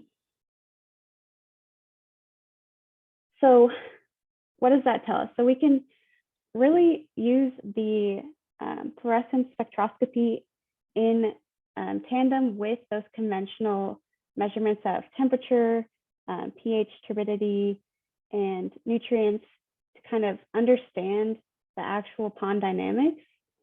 And then we can definitely see that the phosphorus profiles were more predictive than the nitrogen profiles, which is most likely a result of the fact that the nitrogen profiles were filtered samples, and just that, again, that those spectronomic EAMs are such a powerful tool to track and even potentially predict the onset of HAB events. And in the future, you know, going back to the application for water managers, fluorometry is definitely an awesome tool. It's quick and easy. We're hoping that they can develop sort of in situ sensors that you can leave in your ponds and get continual data, but you can use those things with the conventional physical and chemical parameters to hopefully predict an algal bloom event. And so that's where my research is heading. I'm hoping to kind of develop some sort of preliminary predictive model, but right now I'm still working on getting through that EAM data and really getting a better picture of how to process this massive data set that I have. And I just wanted to quickly acknowledge all of the help that I've gotten on this project with the Army Corps, KDHE, KD, WPT, and Kansas State University scholarships. And I'm also part of an NSF grant. So that's what I got. I'd be happy to answer questions. I guess I got through that a little bit quicker than I anticipated. So I'd be happy to answer some questions.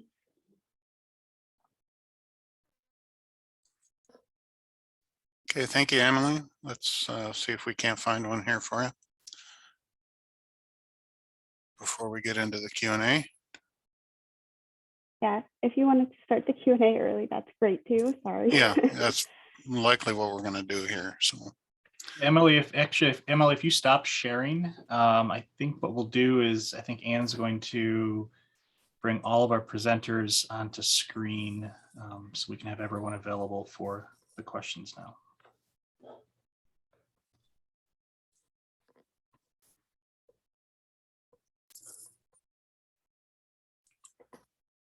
here's one to start us off for Emily. What instrument was used in measuring fluorescence spectrometry? It's the Hariba Aqualog. It's I think that's the name of it. But you basically put in a discrete sample of about 1 milliliter, and it does that whole light emission and wavelength capture. So I think we'll start with our Q&A for all of our presenters this morning. And Chad, if you'd like to get us started, you're welcome to do that. All right, so we'll kind of go through, and again, if you want to upvote questions, you can certainly do that, and we'll kind of start working our way through the list, trying to mix it up as well between speakers, so that we're kind of moving back and forth across all of our presentations from this morning. So first one for Max. Did you by chance try to separate the lakes, by example, shallow versus deep, large versus small, to see how the prediction accuracy would be? Some of the lakes might be very complex and dynamic and influenced by many different factors, both internally and externally. Predicting blooms in those types of lakes would be much more challenging than in small, less complex systems. Yeah, thanks for the question. So we actually developed separate models for each lake. So for our 134 lakes that we were predicting magnitude of algae for, we had a separate model for each lake. So we didn't necessarily group lakes by size or any other characteristic and then develop one model and run it for that specific lake. But we did look at forecast skill sort of grouped it by different lake sizes. And what we found is that there wasn't really any huge differences in forecast skill, especially for those highest and most severe years between lake sizes. We did find that the smallest lakes tended to be the most difficult to get that high skill on, but there weren't any statistically significant differences there. So I think there are definitely a lot of other metrics we could look at to try to tease out, what those differences in forecast skill might mean. And I think the fact that we used so many external predictors rather than internal predictors at the within lake scale probably contributes to a lot to the differences we're seeing there. So I hope that somewhat answers your question, Anna. Okay, I've got one for Anne from Dana. If I understood correctly, you mentioned that you transform phycocyan data into biovolume. Can you share the method / publication, please? Yeah, I can share the publication. But what we did is we measured the biovolume of the individual cells under a microscope and then correlated that to our counts under the microscope and then correlated that to the phycocyanin probes, because we had phycocyanin measurements coincident with our discrete samples every week. So we had a really large data set. It's a really intensive process, and it can be achieved probably easier than I did manually with the microscope and imaging. I think flow cytometry can give you biovolume much more easily, but it's a really important part of the process because you have to, phycocyanin is a catch-all, and you really want to make sure that you know what you're measuring with that fluorescence. So it's an important part of the process. And as you saw, the different lakes had different relationships with the phycocyanin and the cell counts and biovolume. So that composition really matters. We did also look at just cell counts, but the biovolume was our most accurate correlation between the phycocyanin fluorescence. And we also did take phycocyanin concentration as well from those discrete samples. So we had 3 different methods, and the biovolume was our best indication. And I think that's reflected in the literature as well. But I can definitely give you the citations for these papers in the chat, or however Anne wants to distribute those.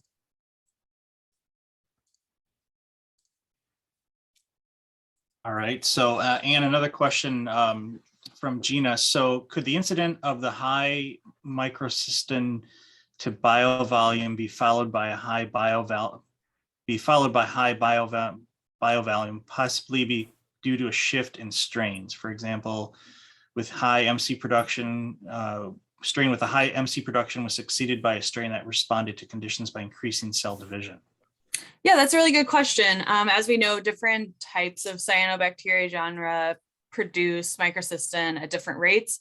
However, we didn't, I kind of showed the progression of the different types of cyanobacteria, and it was dominated by Planktothrix in both those cases. So it didn't correspond with the shift. It was it was dominated by planktothrix. But that is a good question. And definitely something to keep into account because we have these different players in the water column itself.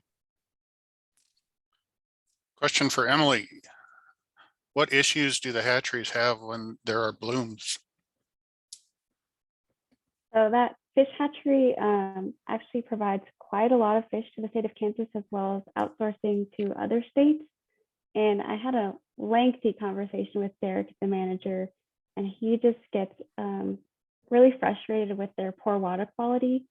A lot of times when they're raising the young juvenile fish, they have a giant just die-offs at the hatchery because the water quality is so poor. But they did find that those fish that do make it towards their maturation are more resilient to that poor water quality and can actually survive some of the HAB events where other fish cannot. So it's an interesting dynamic. And I'm sure Derek would love to talk more about that. I can put his kind of contact in the box if people are interested in reaching out to him.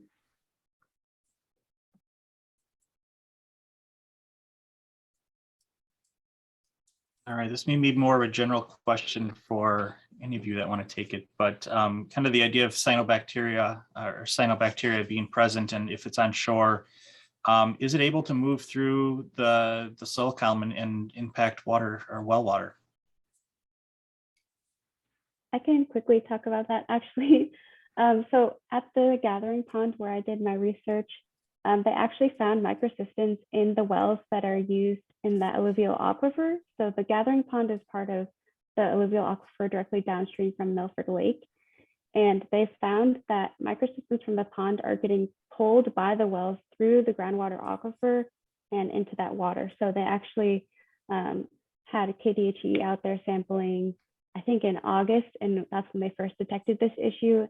And so now they're trying to manage it and work from there. So it's definitely happening at the gathering pond because those microsystem concentrations within the pond are quite high. Okay, let's go back to Max.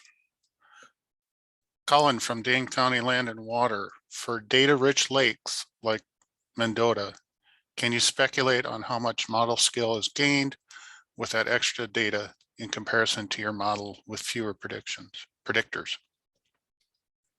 Sure. Thanks for the question, Colin.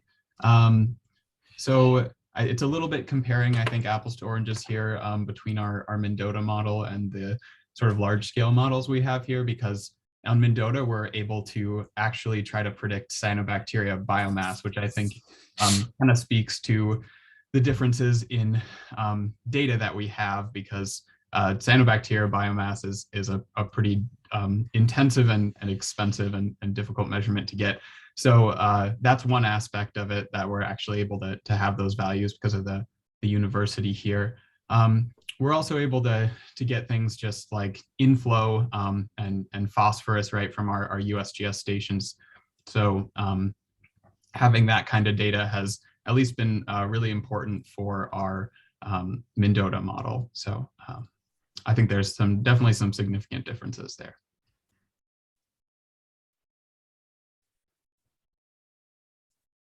Okay, and Max, maybe a kind of a opposite end of the spectrum is how do you think models would work where you start to have even less data available? So for example, wilderness lakes where you may only get one chlorophyll measurement per year coming in from the summer.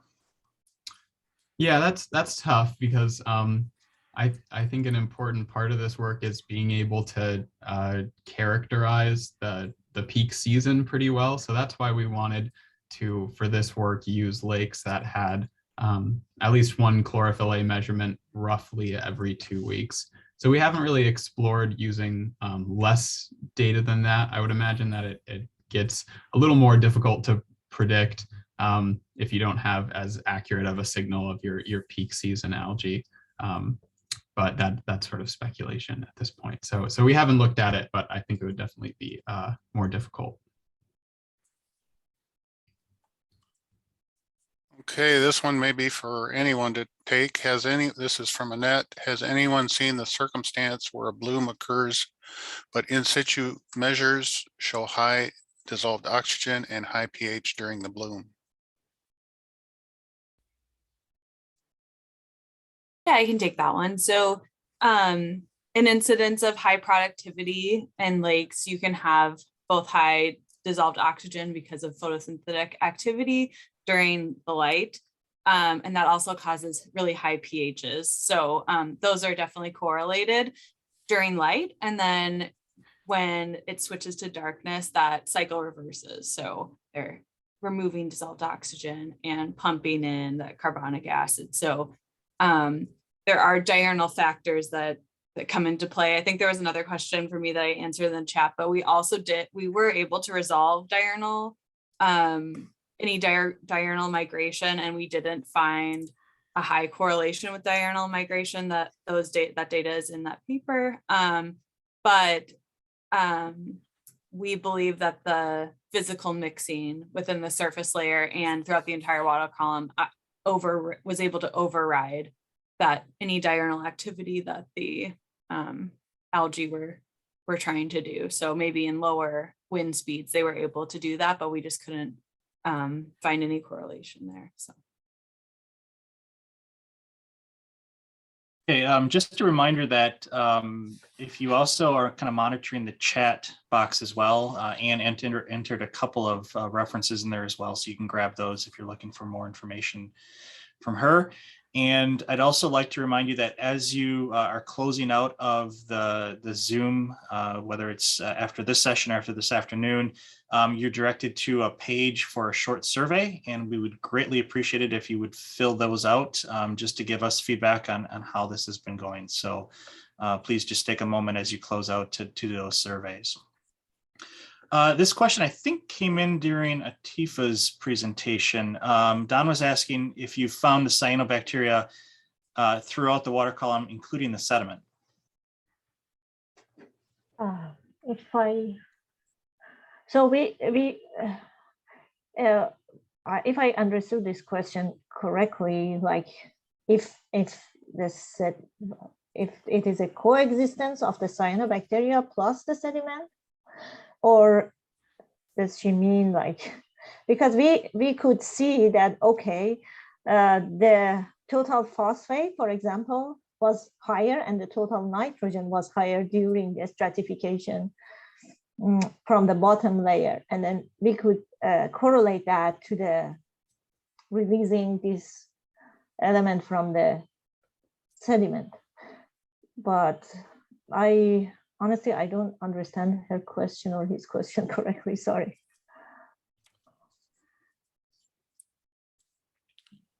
Emily, does the influent include water coming from the aquifer?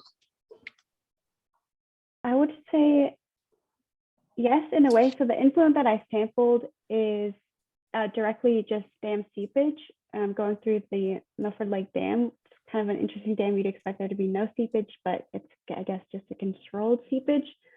So to answer your question, the influent that I sampled, I guess, is not from the aquifer, but the gathering pond is kind of interchanging water with the aquifer. I just didn't directly capture that in my sampling. And a question for you. When you were looking at water column mixing, did you look at water flow as a mechanism for that mixing? And by water flow, I mean into and out of the lake. Sure. We did not do any residence time measurement or kind of like inflow outflow measurements. We were looking really at hyper local measurements, but as we kind of talked about, there can be longitudinal heterogeneity that's driven by kind of that flow from inlet to outlet as well.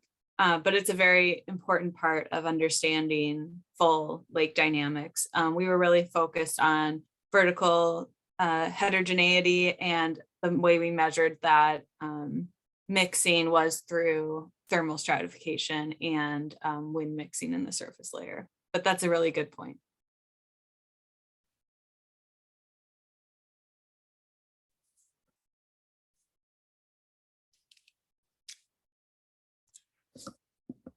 Says for Max, with the fish hatchery having so much exposure to cyanobacteria toxins, Is there any studies being conducted if those toxins are bioaccumulated in the fish, and a health risk for people that eat those fish that are exposed to the toxins?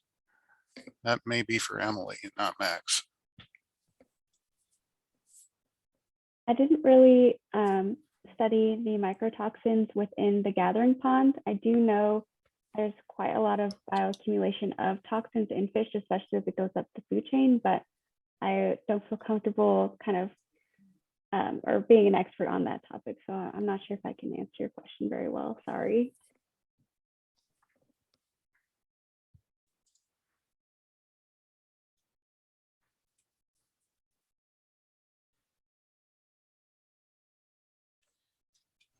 Max, there was a question from Stephanie. Curious if you looked at other connections for your global models, for example, more specific La Nina pattern, as well as other teleconnection indices like PNA versus the NAO. Sure, yeah. So in terms of ENSO, we didn't use any sort of specific teleconnections for this work. We did that sort of process where we selected individual grids and then kind of looked at if they were representative of any other global climate patterns. But I can say for our Lake Mendota model, what we actually did was we built separate models for each phase, so La Nina conditions and El Nino conditions, because our sort of hypothesis there was that when these global climate patterns are in one phase or the other, we might see different relationships between sort of local hydroclimatic variables and peak season cyanobacteria biomass. So I hope that helps answer that question a little bit. In terms of the PNA, I'm not super familiar with that oscillation. I just looked it up and it looks like it's based on geopotential height. And so we looked more at sea surface temperature anomalies for this work, but I think that's definitely something I can look into in the future. So thank you for the suggestion. For Emily, what method did you use to measure ortho-P? We used the Hatch TNT kits. I think it's like Hatch TNT 843 for like a low range orthophosphate measurement. And I use the same for the total phosphorus measurement. Okay, speaking of phosphorus, Atifa, Scott asked if you've evaluated any distinction from the reactive phosphorus and sediment released phosphorus. Oh, so we got some samples, but we didn't receive the result from these samples, so we are still waiting. So honestly I cannot answer this question, but this is just we got the response from the total phosphorus, and it was for during the summer measurements. So we are still waiting for the sample results. And then we did the core sampling also. So we had this core sampling at the Marion. Okay, thanks. Yep. Another one for Emily. Is the fluorescence spectroscopy M-peak predictability reasonably expected to be widely applicable to all or most water bodies? So we did try and also apply this on the Marion Reservoir, which I think Antifa also is studying.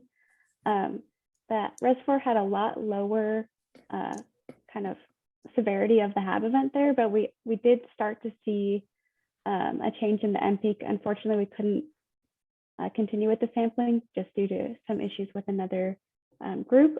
But I would say that the M-peak should change enough to be captured in most bodies of water. I was kind of, I guess, lucky or unlucky that the pond I was studying had such a severe bloom that the peak change was very clear, but I anticipate or hypothesize, I guess, that it would be less steep of a change in bodies of water with less severe blooms. But I think it should still capture those changes in microbial productivity as the bloom gets more severe. So yes, I think you can apply it to most bodies of water. Hey, Emily, don't mute yourself back up quite yet. The question, how expensive is this equipment that you were using?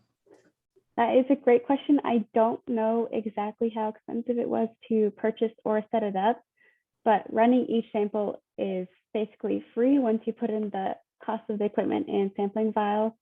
I do know off the top of my head that our sampling vial for that was around $300 because it is a quartz, like specially milled vial, but I do not know off the top of my head the equipment cost, but I can go ahead and add it in the chat and I can look that up for you really quick. Okay, thank you. Here's one from Max, from Greg. What years were used to build the models and what years were forecast? Sure. So in the Lagos data set, they've pulled together lake data all the way back from 1982 to 2013. And then working with Grace Wilkinson at UW-Madison, we added on some data up to 2020. So we had a long period of time to look at, but also it's good to keep in mind that a lot of these lakes have kind of spotty records. So we just chose lakes that had at least 15 years of data. It didn't necessarily have to be continuous. In terms of forecasting, so to do this validation, we did something called a leave one out cross validation. So we basically built on our model based on all of the years except for one, and then tried to forecast that year, and then dropped the next year and built the model again and tried to forecast that. So we ended up forecasting all of the years, just dropping one out at a time.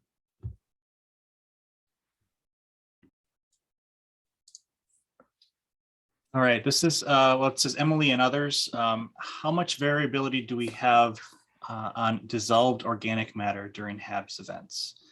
And this is from Dion saying we were doing some work on more detailed characterization of dissolved organic matter using Fourier transform ion cyclotron resonance mass spectroscopy or spectrometry. And I have a lot of interest in doing more work on this topic.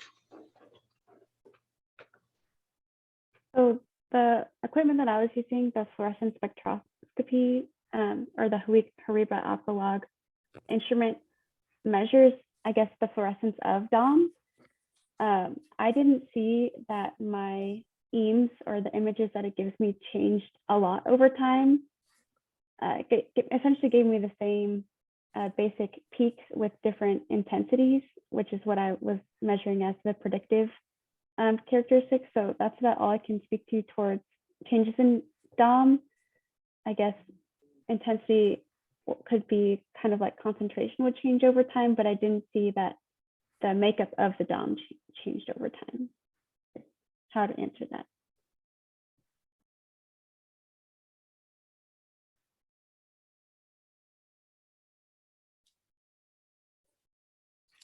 Emily, could you again tell us the name of the instrument used for fluorescence spectroscopy? Maybe put it in the chat. Yeah, so I I'm have dropping it in the chat right now. Okay. Let me give that to everyone. Thank you.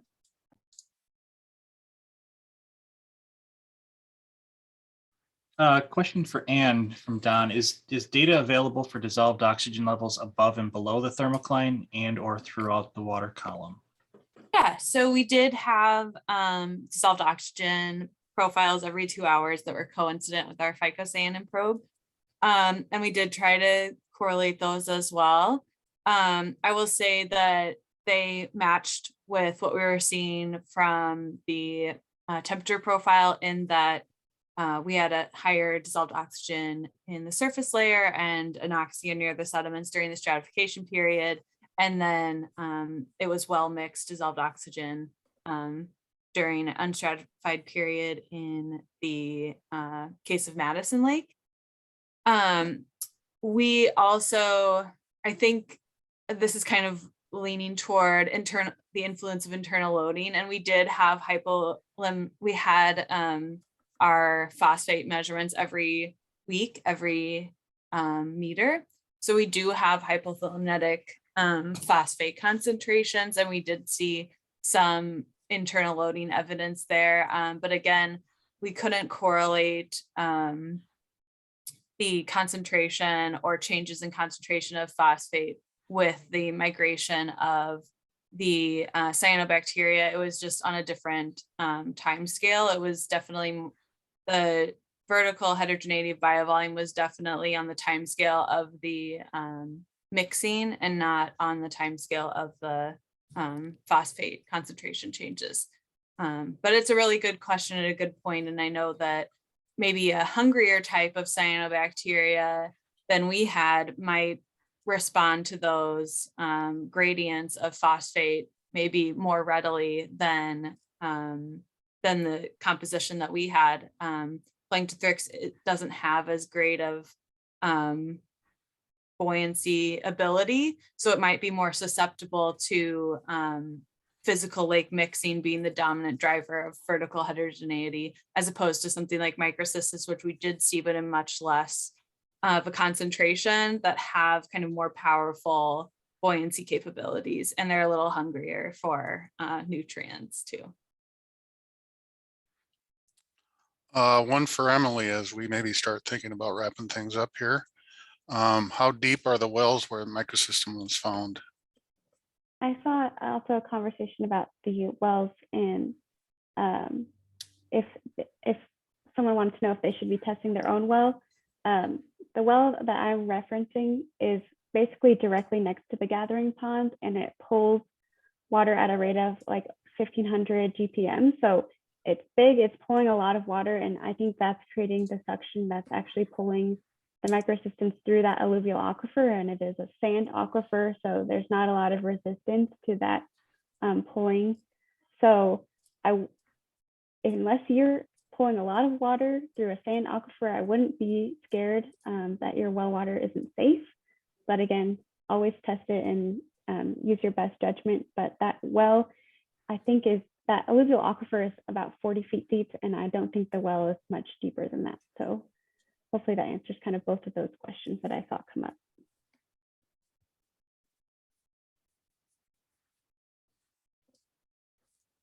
All right, Emily, how specific were the M peak? How specific the M peak is with cyanos versus green algae and other microbes? So is there a unique signature depending on your type of your species of algae? There wouldn't be a unique signature between different species of algae. I think I haven't actually done the EAM on different water sources. That's something that I'm looking at doing in the future. But because the EAM just gives you a general idea of what's in your water through that peak identification process, I don't think that it would change if you had different compositions of algae. We are looking to include that in a future publication with a DNA analysis of the algae that I had in the gathering pond, but based on kind of the process that with the fluorescence, I don't think that it would be able to discern between different strains of algae, no. And one quick follow-up question for you, Emily. Why did you decide to use fluorescence rather than reflectance spectroscopy? So the equipment that I used in that technique, fluorescence spectroscopy, has been kind of thrown around in a lot of papers. For like one day, they'll go out and take their sample and add this fluorescence, but it's never been kind of applied to a bloom for an extended monitoring time period, which is what I kind of proved that it's a good technology to kind of track a bloom, and it can be used essentially, hopefully, as a predictive measurement. So that's why, and obviously at Kansas State University already had this equipment, so why not, put it to good use? So a combination of those kind of things are why we decided to use it to track this bloom. Okay, I think we have grilled these kids long enough, and we appreciate all your answers and knowledge that you've been able to give us during the Q&A. So we are going to take a little bit longer lunch break, an additional 15 minutes or so. And again, thank you to our speakers for the morning's presentations. Obviously, people had a lot of interest in them because there was a lot of questions. So great job. So we will meet here back at 12:45 for the afternoon session. So we'll see you in an hour and 15.